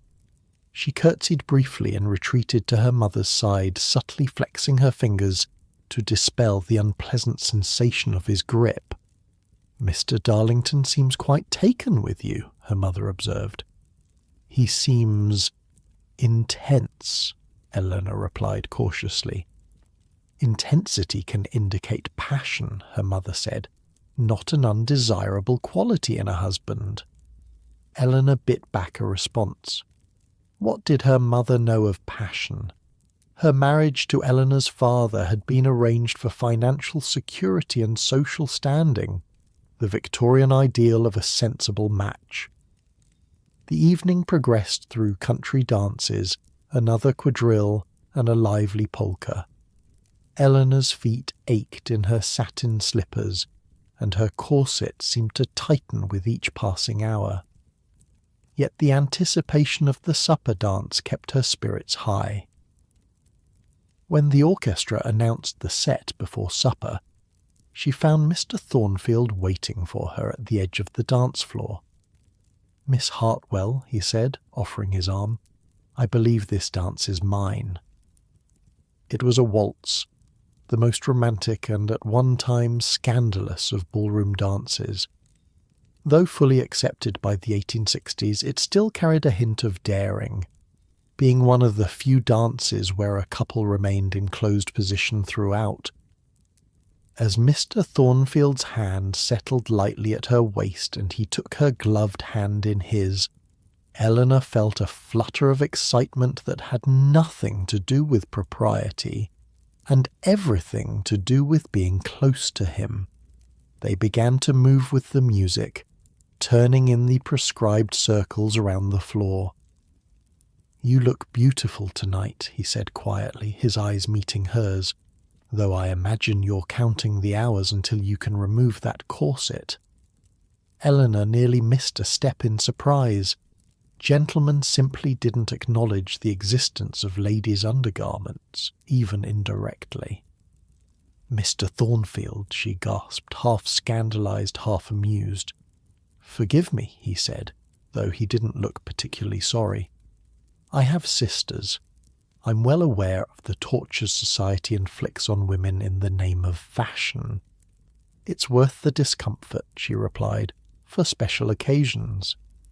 "Is this a special occasion?" he asked, his tone light but his eyes serious. "I believe it might be," she admitted. They danced in silence for a moment, the music swelling around them. Despite the dozens of couples on the floor, the hundreds of eyes watching, Eleanor felt as though they were somehow alone, enclosed in a bubble of understanding. "I've been reading Tennyson," she said finally, "the volume you gave me." "And? What did you think of the passages I marked?" "I think," she said carefully, "that you have unconventional ideas about a woman's place in society."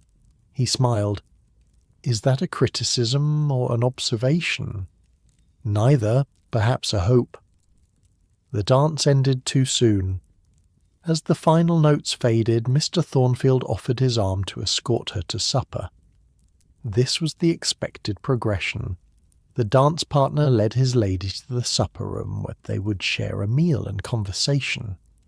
The supper room was arranged with small tables, allowing for semi-private conversations that would be impossible in the ballroom. Still, propriety was maintained. No couple sat completely alone, and chaperones circulated continuously. Mr. Thornfield secured a table in a relatively quiet corner and fetched a plate for Eleanor, another rare opportunity for him to demonstrate attentiveness. Victorian ladies never served themselves at public functions. "Thank you," she said, as he placed before her a modest selection of cold meats, fruit, and a small pastry.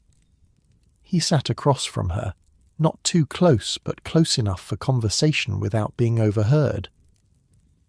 "Have you been enjoying the ball, Miss Hartwell?" "Very much," she replied, "though I confess the continuous dancing is rather tiring." "Perhaps we might step onto the terrace after supper," he suggested, for a breath of fresh air. Eleanor hesitated. The terrace would be chaperoned, of course, but it offered more privacy than the ballroom or supper room.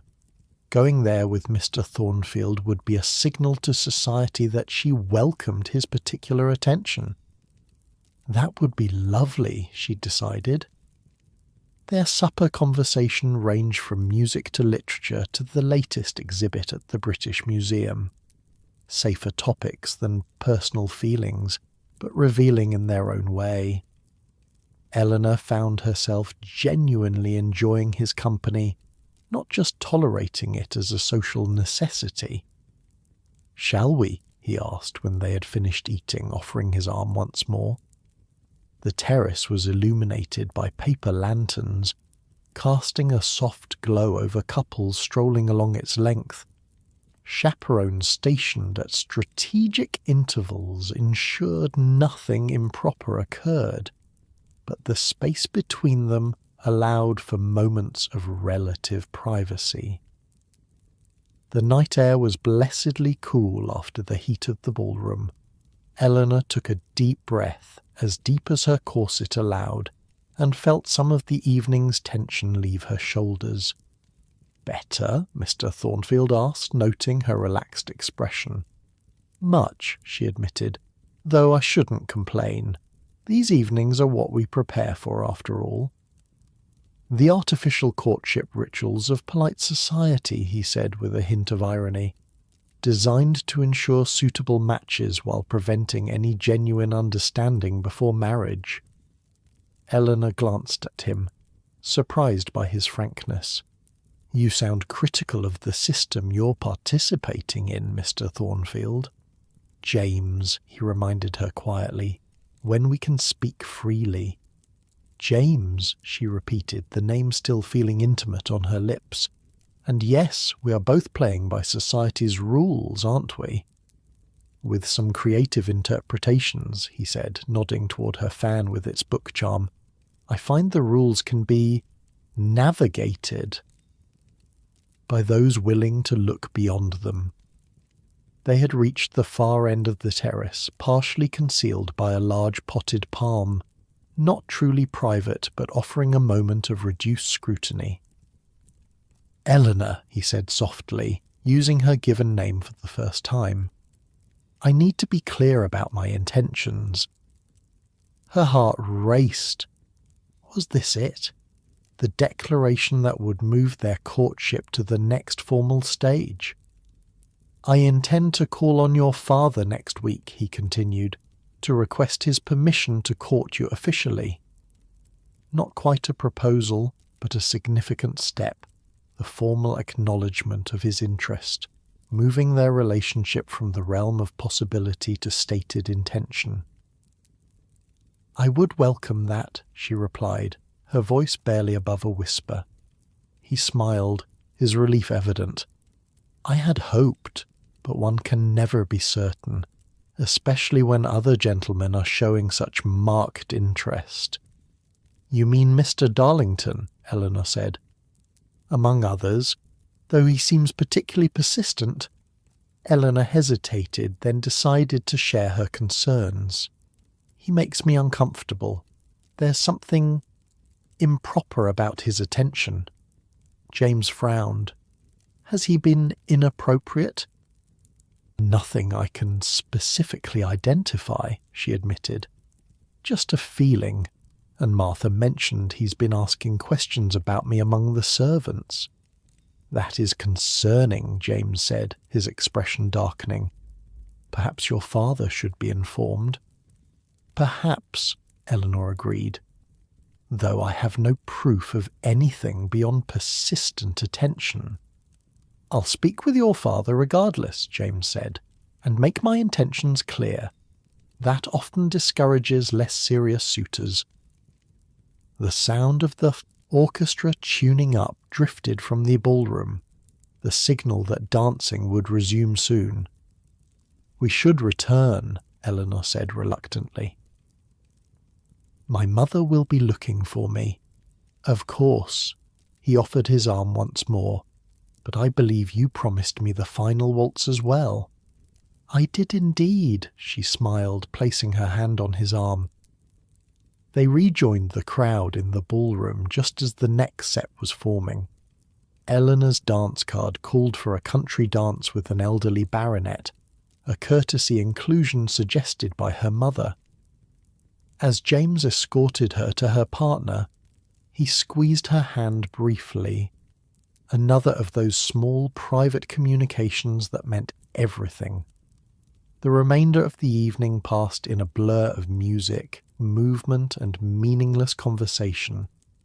Eleanor danced each dance dutifully, smiled at compliments, and answered polite inquiries, but her mind was fixed on the final waltz and on James's declaration of intent.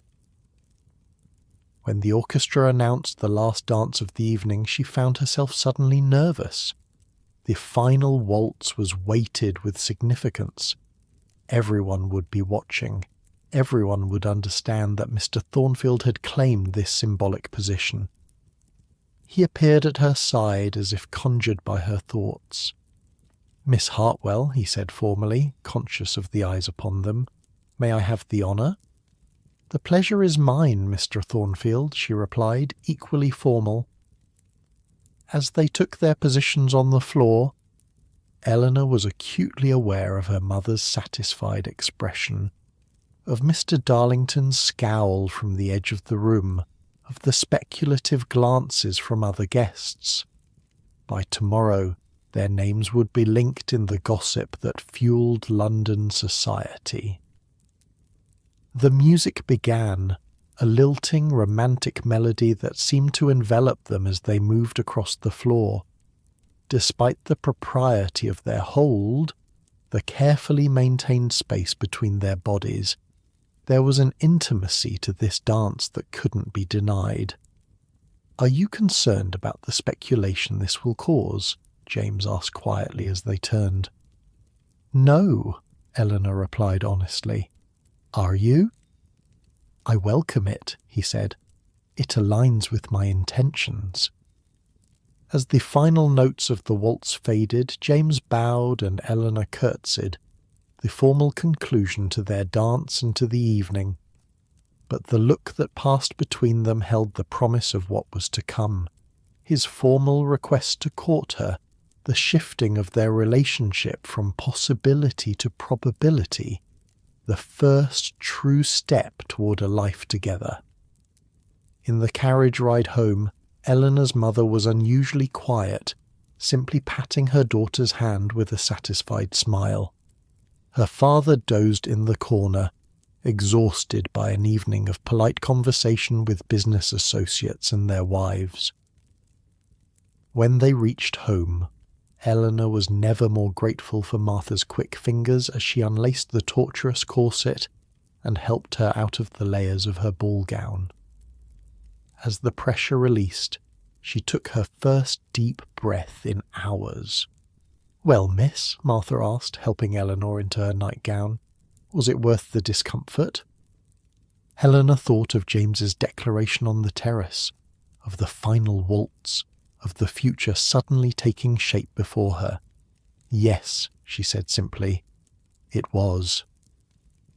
As she slipped between the cool sheets of her bed, her body aching from hours of dancing in restrictive clothing, Eleanor felt a contentment that transcended physical discomfort.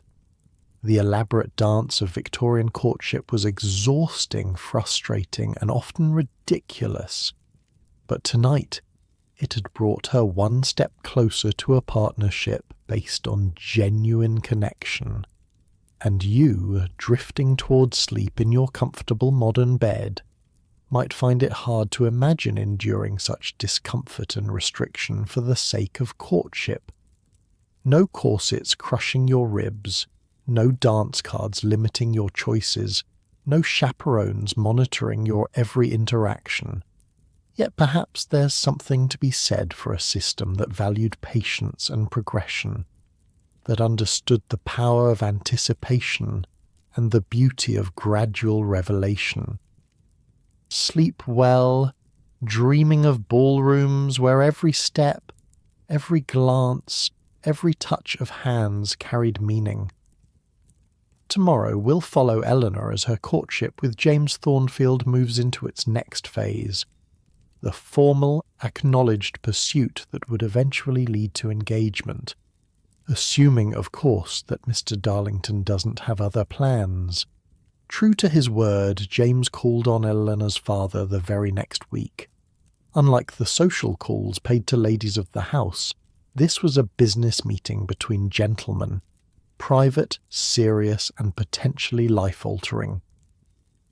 Eleanor spent that afternoon in agony, confined to the drawing room with her mother and her embroidery, straining to hear any sound from her father's study where the men were closeted.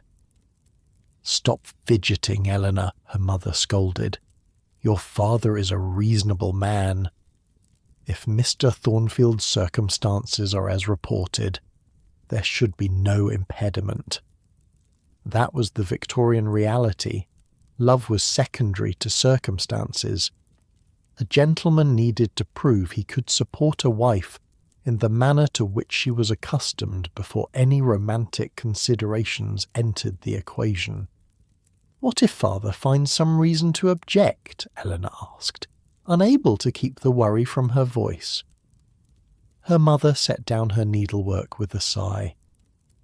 "Mr. Thornfield has an income of approximately £2,000 per year, respectable family connections and no known vices. Unless he's concealing some catastrophic secret, your father will likely grant permission for a formal courtship." The meeting lasted nearly 2 hours. When the study door finally opened, Eleanor held her breath, trying to interpret the muffled sounds of farewell in the front hall. Her father appeared in the drawing-room doorway, his expression unreadable. "Mr. Thornfield has departed," he announced. "And?" her mother prompted. A small smile broke through his serious demeanour. "And I have given him permission to court Eleanor formally." Eleanor's heart leapt, though she maintained her outward composure. A lady never showed excessive emotion, even at life-changing news. "He seems a sensible young man," her father continued, settling into his favourite chair. "Good head for business. His investments are sound, his property unencumbered. I see no reason to object to the match should it progress to that stage."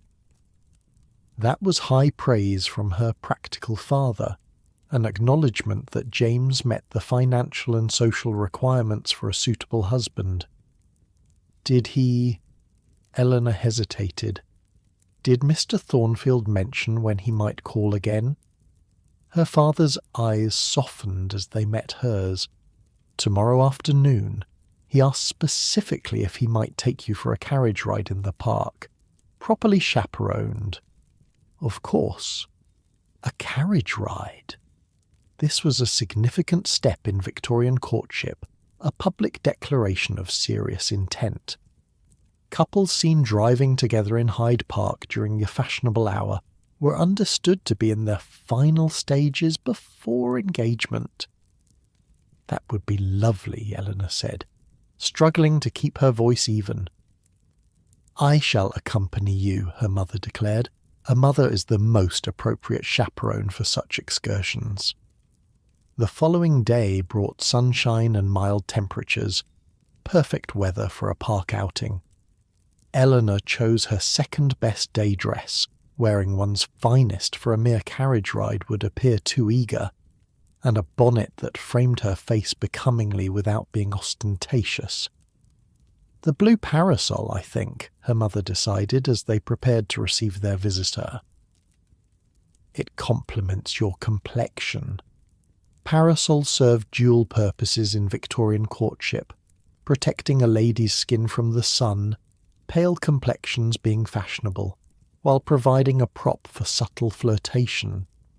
The way a woman held her parasol, twirled it, or tapped its tip could convey messages to an attentive suitor. When James arrived, he was driving a handsome open carriage, not showy, but obviously well appointed. The choice of vehicle was itself a statement. Prosperous, but not flashy. Elegant, but not pretentious. "Mrs. Hartwell, Miss Hartwell," he greeted them with a bow. "I hope I find you well today." "Quite well. Thank you, Mr. Thornfield," Eleanor's mother replied. "The weather seems perfect for our excursion." The seating arrangement in the carriage was dictated by propriety. Eleanor and her mother on the rear-facing seat, James alone on the forward-facing seat. This positioning ensured that even in a private carriage, proper distance was maintained. As they set off toward Hyde Park, Eleanor felt a curious mixture of excitement and constraint. They were now officially courting. James had her father's permission to pursue her, yet they remained bound by rigid rules of behaviour. "I trust your meeting with my father was not too intimidating, Mr. Thornfield," Eleanor said, opening her parasol as they turned onto a sunnier street. "Your father is a sensible man with his daughter's best interests at heart," James replied diplomatically. "I respect his thoroughness."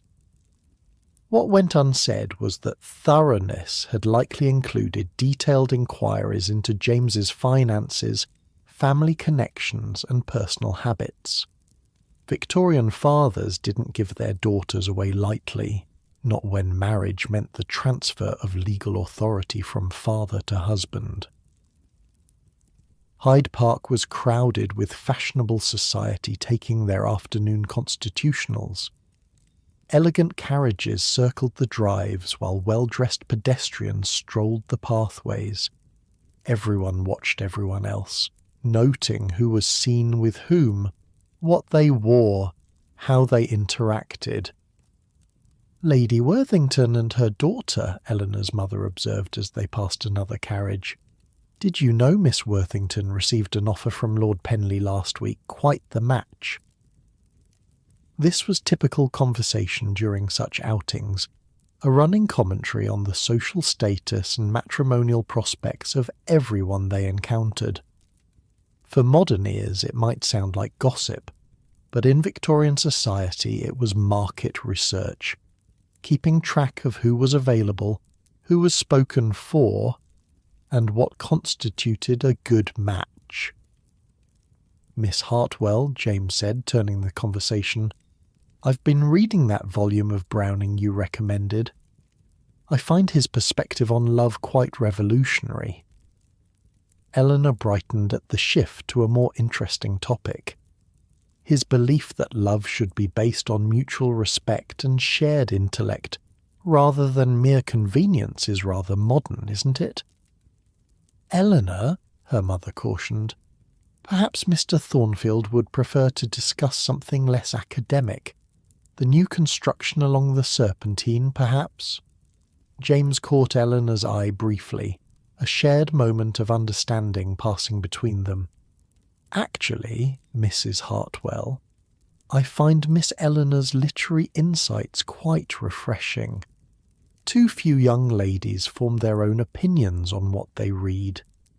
Her mother looked somewhat taken aback, but not displeased. A gentleman expressing admiration for her daughter's mind was unexpected but not unwelcome.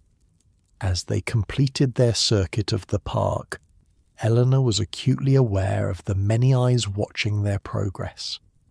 By evening word would spread through London society that Miss Hartwell and Mr. Thornfield were officially courting.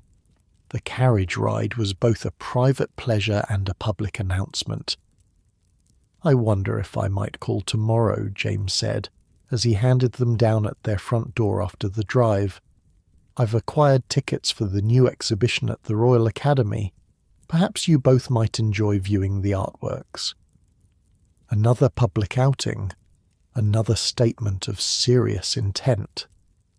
Eleanor glanced at her mother, who nodded her approval. "We would be delighted," Eleanor replied, her formal words belying the flutter of excitement in her chest. Over the following weeks, a pattern emerged. James called at the Hartwell home 3 times a week, the maximum frequency permitted without suggesting improper eagerness. Each Tuesday and Thursday he spent exactly 1 hour in the drawing room, conversing primarily with Eleanor while her mother maintained a watchful presence. Once a week, usually on Saturday, he escorted them on an outing, a museum, a concert, a lecture, or another carriage ride. Always educational, always respectable, always public. But the most meaningful development in their courtship came in the form of letters. Victorian etiquette permitted correspondence between a young lady and her official suitor, provided the initial letters were read by her parents. Once they were satisfied with the gentleman's propriety, parents often relaxed this supervision, allowing for more private communication. "A letter for you, Miss Eleanor," Martha announced one morning, 3 weeks into the formal courtship. "From Mr. Thornfield. Your mother has already reviewed it." Eleanor accepted the envelope with studied casualness, though her fingers itched to tear it open immediately. Only when she was alone in her room did she break the seal and unfold the thick cream paper. "My dear Miss Hartwell, I hope this letter finds you well. Our conversation yesterday regarding Browning's Rabbi Ben Ezra left me with further thoughts I wish to share. While I understand convention dictates that letters between us should focus primarily on arrangements for future meetings or polite inquiries after health, I find myself hoping that we might, perhaps, establish a correspondence of greater substance. Your insights into Browning's perspective on aging and wisdom were both perceptive and original. I wonder if you might have read his By the Fireside as well. It offers, I think, a beautiful vision of what marriage might be at its best, a true partnership of minds and hearts growing together through life's journey. I look forward to our visit to the Botanical Gardens on Saturday. Until then, I remain your devoted servant, James Thornfield.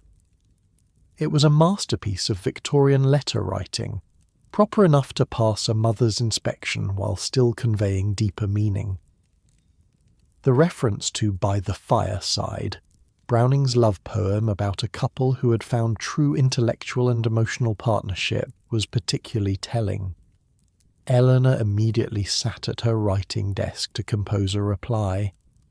Letter writing was an art form in Victorian courtship, an opportunity to express thoughts and feelings that might be inappropriate to voice in person, all couched in acceptable language. Dear Mr. Thornfield, I thank you for your kind letter. I am indeed familiar with By the Fireside and find its vision of marriage most appealing. So many view matrimony as merely a social or economic arrangement, but surely there must be more to a lifelong union than convenience. I have been reading George Eliot's The Mill on the Floss again, and find myself contemplating how differently Maggie's life might have unfolded had she been permitted to develop her intellect rather than having it suppressed as unladylike. Do you not think that minds, like gardens, flourish best when cultivated rather than constrained? I, too, look forward to our excursion on Saturday. The Botanical Gardens should be most educational. Yours sincerely, Eleanor Hartwell. She sealed the letter, knowing her mother would read it before it was sent. The references were subtle enough to pass inspection while conveying her agreement with James's vision of marriage as an intellectual and emotional partnership. This exchange began a correspondence that rapidly became the most meaningful aspect of their courtship. In person, they were always observed, always performing for society. In letters, they could share thoughts, ideas, and gradually feelings. Of course, Victorian love letters never stated affection directly, not in the early stages. There were no I love yous or passionate declarations. Instead, sentiments were conveyed through literary references, philosophical musings, and careful word choice. By the 6th week of their courtship, their letters had grown longer and more frequent. James wrote every other day, and Eleanor replied to each letter promptly. Her mother, satisfied with the propriety of their exchange, had stopped reading them after the first few weeks. My dear Eleanor, the formal Miss Hartwell had been dropped in their private correspondence. I find myself thinking often of our conversation in the botanical gardens regarding the cultivation of exotic blooms, how some flowers thrive only when given the precise conditions they require, the right soil, the right amount of sun, the right companion plantings. Is it not the same with people? Some flourish in the rigid structure of London society, while others require a different environment to reach their full potential. I sometimes wonder if you, like those tropical orchids we admired, might bloom even more brilliantly in a setting that appreciates your unique qualities. I have been giving much thought to my property in Derbyshire. The house is modest by some standards, but the library is extensive, and the gardens have great potential. It is situated near enough to a village to prevent isolation, yet far enough to provide tranquility. The neighbouring families are few but intellectually engaging. Forgive me if I speak too plainly.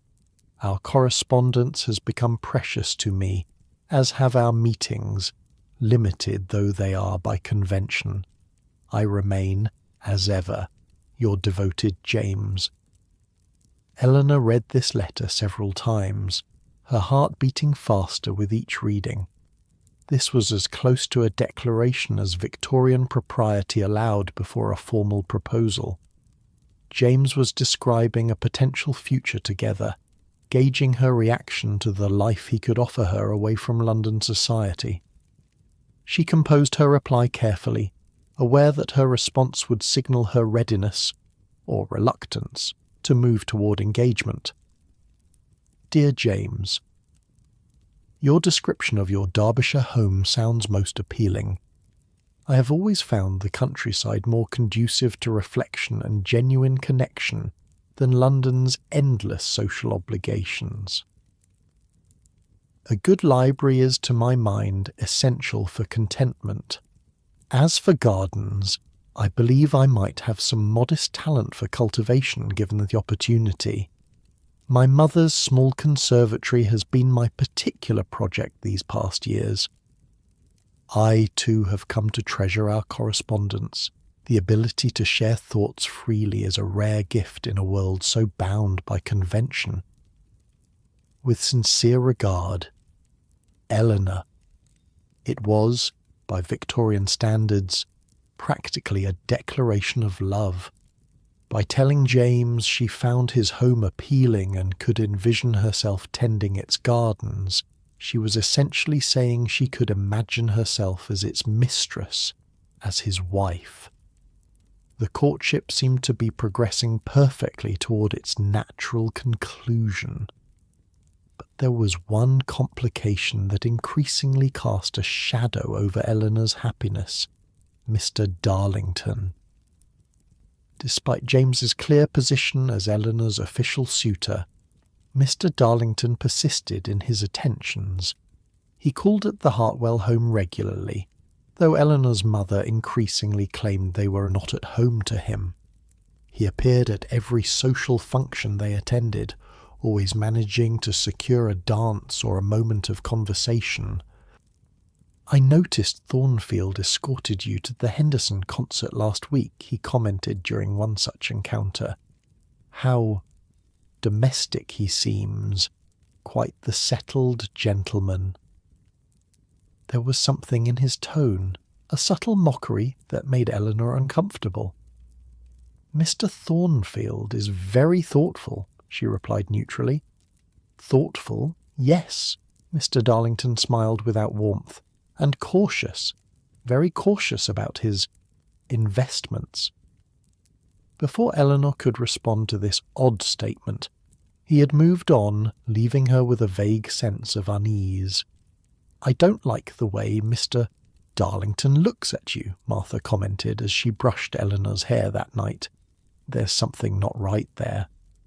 "He seems persistent," Eleanor agreed, "even though it must be clear to everyone that my attentions are engaged elsewhere."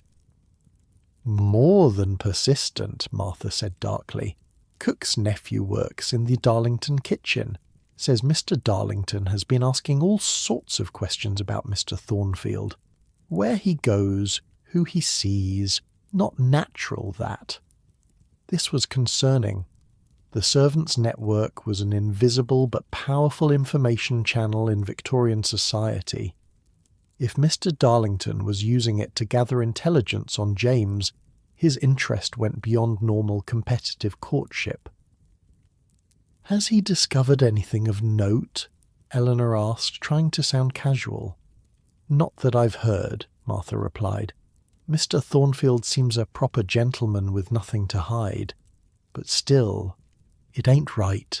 One gentleman prying into another's business like that." Eleanor mentioned the matter to James during their next carriage ride, her mother dozing lightly across from them, a rare moment of semi-privacy. "Mr. Darlington has been making inquiries about you," she said quietly, "through the servants." James frowned. "That's unusual, and somewhat concerning. Has he approached you directly?" "Nothing I could specifically object to," Eleanor admitted. "Just persistent attention despite clear discouragement." "I shall speak with your father," James decided.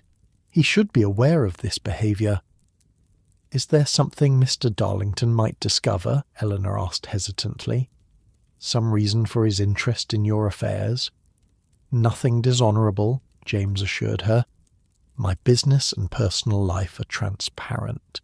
But I don't care for the idea of being investigated, particularly by a man who continues to pursue you despite our understanding."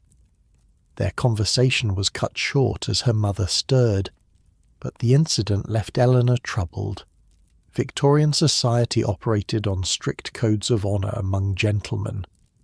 Mr. Darlington's behaviour, investigating a rival, persisting in attentions to a lady clearly being courted by another, violated those codes. The matter came to a head unexpectedly the following week. James had taken Eleanor and her mother to a small gallery exhibition. As they examined a landscape painting, Eleanor sensed someone approaching from behind. "Miss Hartwell, Mrs. Hartwell," Mr. Darlington's voice was smooth as silk. "What a pleasant surprise! And Mr. Thornfield as well. How cosy." James turned, his expression polite but cool. "Mr. Darlington?" "I was just admiring this painting," Mr. Darlington continued, gesturing to the landscape. "Reminds me of the view from Thornfield's property in Derbyshire. You visited, of course, Mrs. Hartwell. Charming place, though I understand the neighbouring estate is considerably grander." There was something in his tone that sent a chill down Eleanor's spine. The reference to James's home was too specific, too pointed. "We have not yet had the pleasure," her mother replied, clearly puzzled by the question. "No? How curious." Mr. Darlington's smile didn't reach his eyes. "One would think, given the progression of events, that you would have inspected your daughter's future home. The implication was clear and improper. Engagements were not discussed publicly before they were official. By suggesting that Eleanor and James were already planning marriage, Mr. Darlington was attempting to create scandal. James stepped forward slightly, his voice low but firm. "Mr. Darlington, I believe you've forgotten yourself. Your comments border on the inappropriate." "Do they?" Mr. Darlington's eyes narrowed. "I merely express concern for Miss Hartwell's future happiness, especially given certain rumours about your business ventures in Liverpool." Eleanor felt her mother stiffen beside her. James's face remained impassive, but she noticed a muscle working in his jaw. "I assure you, my business affairs are sound," he said evenly. "Now, if you'll excuse us." He guided Eleanor and her mother away, leaving Mr. Darlington standing alone by the painting.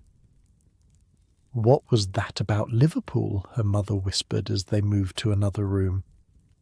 "Nothing of consequence," James replied. "Mr. Darlington appears to be grasping at straws to create discord. I have investments in Liverpool, as in several other cities, all of which are completely above board." But the seed of doubt had been planted, exactly as Mr. Darlington had intended.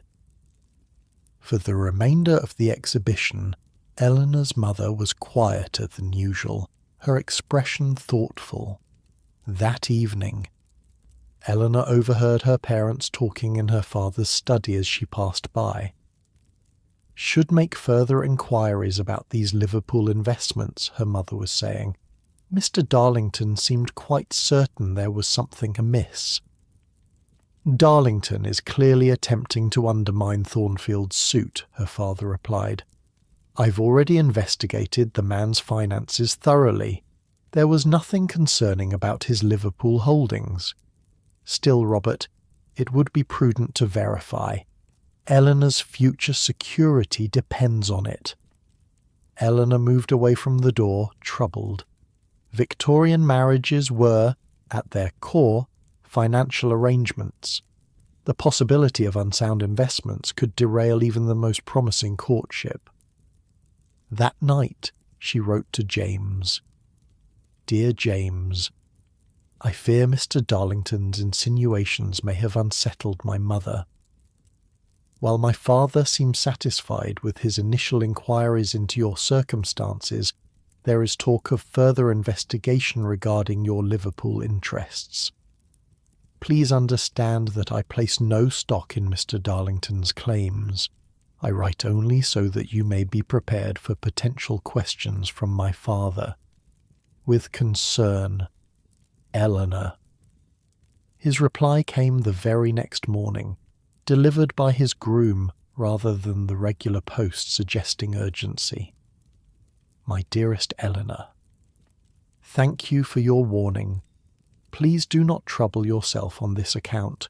Your father is welcome to investigate my Liverpool investments as thoroughly as he wishes. They are modest but sound. Warehouses near the docks, leased to reputable shipping companies. Mr. Darlington's behaviour suggests desperation. I believe he has discovered there is nothing questionable in my business or personal affairs, and is now attempting to create doubt through insinuation rather than fact. I had planned to wait another 2 weeks before speaking with your father again, but perhaps it would be best to accelerate matters. With your permission, I shall call on him tomorrow to address these concerns directly and to make my final intentions clear. Until then, I remain yours devotedly, James.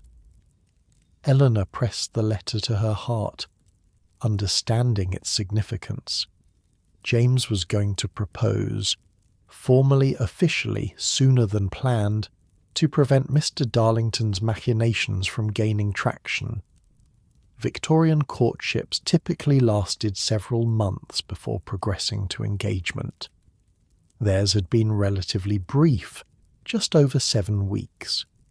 But circumstances sometimes necessitated adjustments to the traditional timeline. As she drifted off to sleep that night, Eleanor found herself hovering between anxiety and excitement. By this time tomorrow, her future might be decided, either moving forward toward marriage to James, or derailed by Mr. Darlington's mysterious allegations. You, in your modern bed, might find all this intrigue and formality exhausting. Today, you can simply block someone's number if they're causing problems in your relationship. But in Victorian England, courtship was a public performance as much as a private connection, and the audience could significantly impact the outcome. Sleep well, dreaming of a time when a simple letter could convey volumes of feeling beneath its proper surface, when gardens and libraries were metaphors for shared futures, and when even the most promising romance could be threatened by whispered insinuations in art galleries.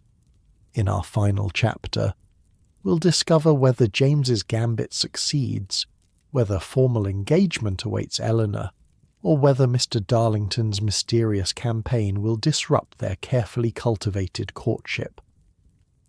The Victorian marriage market is approaching its conclusion, but the final moves in this high-stakes game remain to be played.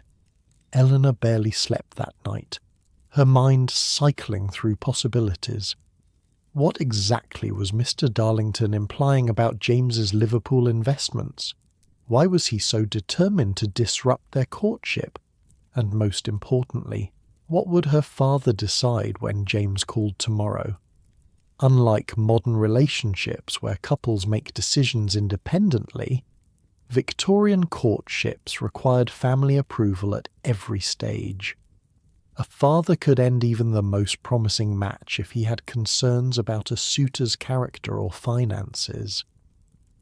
Morning arrived with grey skies and gentle rain, fitting weather for Eleanor's uncertain mood. She dressed carefully in a modest day dress of deep blue, hoping to project calm confidence despite her inner turmoil. "Mr. Thornfield has requested a meeting with your father at 11, her mother informed her at breakfast. "I believe we can guess the nature of his visit." Eleanor nodded, keeping her expression neutral despite the flutter in her stomach. "Yes, mother." "Your father may wish to speak with you afterward," her mother continued, stirring her tea. "Whatever his decision, I expect you to accept it gracefully." This was the Victorian reality, a stark reminder that for all the romantic elements of courtship, marriage remained fundamentally a family decision, not an individual one. A daughter's preference was considered, but not prioritized above financial security or social standing. The grandfather clock in the hall seemed to tick with excruciating slowness as 11 o'clock approached. Eleanor sat in the drawing room with her embroidery, making such a mess of her stitches that she would need to unpick most of them later. Finally the doorbell rang. From her position, Eleanor could see James being admitted and shown to her father's study. He glanced toward the drawing room as he passed, offering a small, reassuring smile that eased some of her anxiety. The door to the study closed, and silence fell over the house. Even the servants seemed to move more quietly, aware of the significance of the meeting taking place. Eleanor's mother joined her in the drawing room, her own embroidery similarly neglected as she glanced repeatedly at the clock. "Liverpool," she muttered. "I never did understand why he would invest there rather than Bristol. Bristol has much more respectable connections." "I believe the shipping companies he works with operate primarily from Liverpool," Eleanor offered, having learned this from James's letters. Her mother made a non-committal sound. "Well, your father will get to the bottom of it. Robert has an excellent head for business matters." Another half-hour of agonizing silence. Eleanor barely slept that night, her mind cycling through possibilities. What exactly was Mr. Darlington implying about James's Liverpool investments? Why was he so determined to disrupt their courtship? And most importantly, what would her father decide when James called tomorrow? Unlike modern relationships where couples make decisions independently, Victorian courtships required family approval at every stage. A father could end even the most promising match if he had concerns about a suitor's character or finances. Morning arrived with grey skies and gentle rain, fitting weather for Eleanor's uncertain mood. She dressed carefully in a modest day dress of deep blue, hoping to project calm confidence despite her inner turmoil. "Mr. Thornfield has requested a meeting with your father at 11, her mother informed her at breakfast. "I believe we can guess the nature of his visit." Eleanor nodded, keeping her expression neutral despite the flutter in her stomach. "Yes, mother." "Your father may wish to speak with you afterward," her mother continued, stirring her tea. "Whatever his decision, I expect you to accept it gracefully." This was the Victorian reality, a stark reminder that for all the romantic elements of courtship, marriage remained fundamentally a family decision, not an individual one. A daughter's preference was considered, but not prioritized above financial security or social standing. The grandfather clock in the hall seemed to tick with excruciating slowness as 11 o'clock approached. Eleanor sat in the drawing room with her embroidery, making such a mess of her stitches that she would need to unpick most of them later. Finally the doorbell rang. From her position, Eleanor could see James being admitted and shown to her father's study. He glanced toward the drawing room as he passed, offering a small, reassuring smile that eased some of her anxiety. The door to the study closed, and silence fell over the house. Even the servants seemed to move more quietly, aware of the significance of the meeting taking place. Eleanor's mother joined her in the drawing room, her own embroidery similarly neglected as she glanced repeatedly at the clock. "Liverpool," she muttered. "I never did understand why he would invest there rather than Bristol. Bristol has much more respectable connections." "I believe the shipping companies he works with operate primarily from Liverpool," Eleanor offered, having learned this from James's letters. Her mother made a non-committal sound. "Well, your father will get to the bottom of it. Robert has an excellent head for business matters." Another half-hour of agonizing silence passed.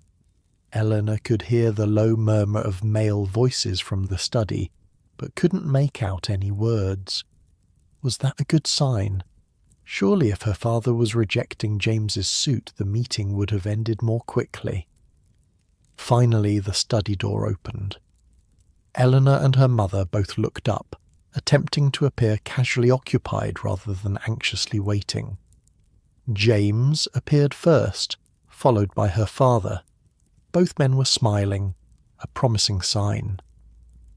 "Mrs. Hartwell, Miss Hartwell," her father said formally, though his eyes twinkled. "Mr. Thornfield has something he wishes to discuss with Eleanor. Perhaps we might grant them a few minutes of conversation, with the door open, of course." Her mother raised an eyebrow but nodded, setting aside her embroidery. "Very well. Eleanor, I shall be just in the morning room across the hall." This was unprecedented, allowing Eleanor and James a moment of semi-privacy. Whatever had transpired in that meeting had clearly satisfied her father completely. As her parents withdrew, James approached Eleanor, his expression a mixture of solemnity and barely concealed joy. "Miss Hartwell, Eleanor," he began, taking a seat near her but not inappropriately close. "I have just had a most satisfactory conversation with your father." "I'm glad to hear it," she replied, her voice steadier than she felt. "I've addressed his concerns regarding my Liverpool investments," James continued. "As it happens, I was able to provide documentation proving not only their soundness, but their unusual profitability. The shipping company leasing my warehouses has recently expanded its routes to include the Americas, significantly increasing the value of the property." Eleanor nodded. Though business matters were considered beyond a lady's understanding, "I'm pleased that's been clarified." "There's more," James said, his voice lowering slightly, though still perfectly audible, to anyone who might be listening from the hall. "I've been investigating Mr. Darlington's unusual interest in my affairs." "And?" Eleanor prompted when he paused. "It seems Mr. Darlington has significant gambling debts," James explained. "He's been seeking a wealthy marriage to resolve his financial difficulties. Your father was unaware of your dowry's precise appeal to a man in such circumstances." Eleanor's eyes widened. Her dowry was modest but respectable, certainly enough to clear the debts of a desperate man. "I've provided your father with proof of these allegations," James added, "from sources he trusts implicitly. Mr. Darlington will no longer be received in this house." This explained everything. Mr. Darlington's persistence despite clear discouragement, his attempts to undermine James, his increasingly desperate tactics. He hadn't been pursuing Eleanor out of genuine interest but as a financial solution to his problems. "I'm grateful you discovered this," Eleanor said sincerely. James smiled, reaching into his waistcoat pocket. "With that unpleasantness addressed, I have something far more important to discuss with you." Eleanor's heart began to race as he withdrew a small velvet box, the unmistakable sign of what was to come. "Miss Eleanor Hartwell," he said, his voice warm but formal, "over these past weeks I have come to admire and esteem you more than any woman of my acquaintance. Your intelligence, your gentle spirit, your strength of character, all have convinced me that we might find great happiness together." He opened the box, revealing a ring with a modest but beautifully set sapphire surrounded by tiny diamonds. "Would you do me the very great honour of becoming my wife?" Despite knowing this moment was coming, despite the practical discussions that had preceded it, Eleanor felt a surge of genuine emotion. This wasn't just a business arrangement or social obligation. James was offering a partnership based on mutual respect and growing affection. "Yes," she said simply, "I would be honoured to accept." James smiled, relief and happiness evident in his expression. He carefully took the ring from its box and placed it on her finger, one of the few instances where physical contact was permitted before marriage. "It was my grandmother's," he explained. "The sapphire reminded me of your eyes." Before Eleanor could respond, her parents reappeared in the doorway, her father beaming and her mother wiping away a suspiciously moist eye. "I take it congratulations are in order," her father said. "Indeed, sir," James replied, standing to shake her father's hand. "Miss Hartwell has made me the happiest of men." What followed was a flurry of activity that would be familiar to engaged couples of any era, albeit with a Victorian twist. Within days, the formal announcement appeared in the Morning Post.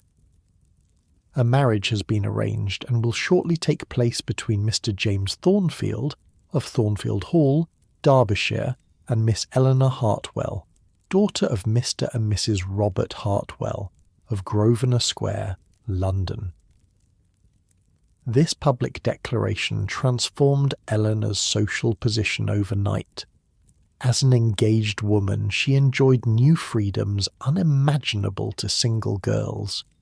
She could correspond with James without supervision.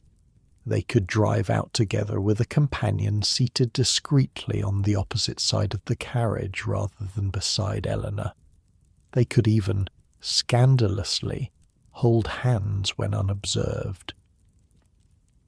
"You realize," James said during one such carriage ride, their gloved fingers interlaced between them, "that once we're married, I may hold your hand whenever I wish."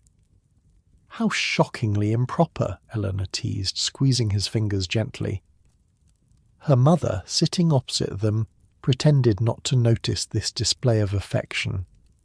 The rules relaxed somewhat for engaged couples, particularly as the wedding approached. The wedding itself was set for 3 months hence, a respectable interval allowing for adequate preparation without suggesting undue haste or delay. During this time, Eleanor devoted herself to assembling her trousseau, the collection of clothing, linens, and personal items a bride brought to her marriage. "You'll need at least 24 chemises," her mother declared, reviewing the lists with Eleanor and Martha, "and no fewer than 18 night dresses. Plus morning gowns, day dresses, walking dresses, dinner dresses, and at least 3 ball gowns for your first season as a married woman." Martha whistled low under her breath at the sheer volume of items. "That's a lot of sewing, Mrs. Hartwell." "We'll engage additional seamstresses," her mother replied practically. "Miss Eleanor must be properly outfitted for her new position." A Victorian trousseau was more than just clothing. It was a statement of the bride's family's wealth and her preparedness for married life. Every item would be meticulously crafted, often hand-embroidered with Eleanor's initials, soon to become E.T. rather than E.H. While Eleanor focused on her trousseau, James saw to preparing their future home. Thornfield Hall in Derbyshire would be their primary residence, but he also leased a modest townhouse in London for the occasions when they needed to be in the city. "The library at Thornfield has been reorganised," he told Eleanor during one of their now daily visits. "I've added several shelves of modern novels I thought you might enjoy, and botanists' journals for the gardens." These practical preparations were the Victorian equivalent of modern couples shopping for furniture together or discussing which streaming services to share. Less romantic than love letters, perhaps, but equally important to building a life together. As the wedding approached, Eleanor found herself spending more time with James's family. His mother, a gentle widow who welcomed Eleanor warmly, and his 2 sisters, both already married with children of their own. "James has always been different from other gentlemen," his younger sister Catherine confided during a tea visit.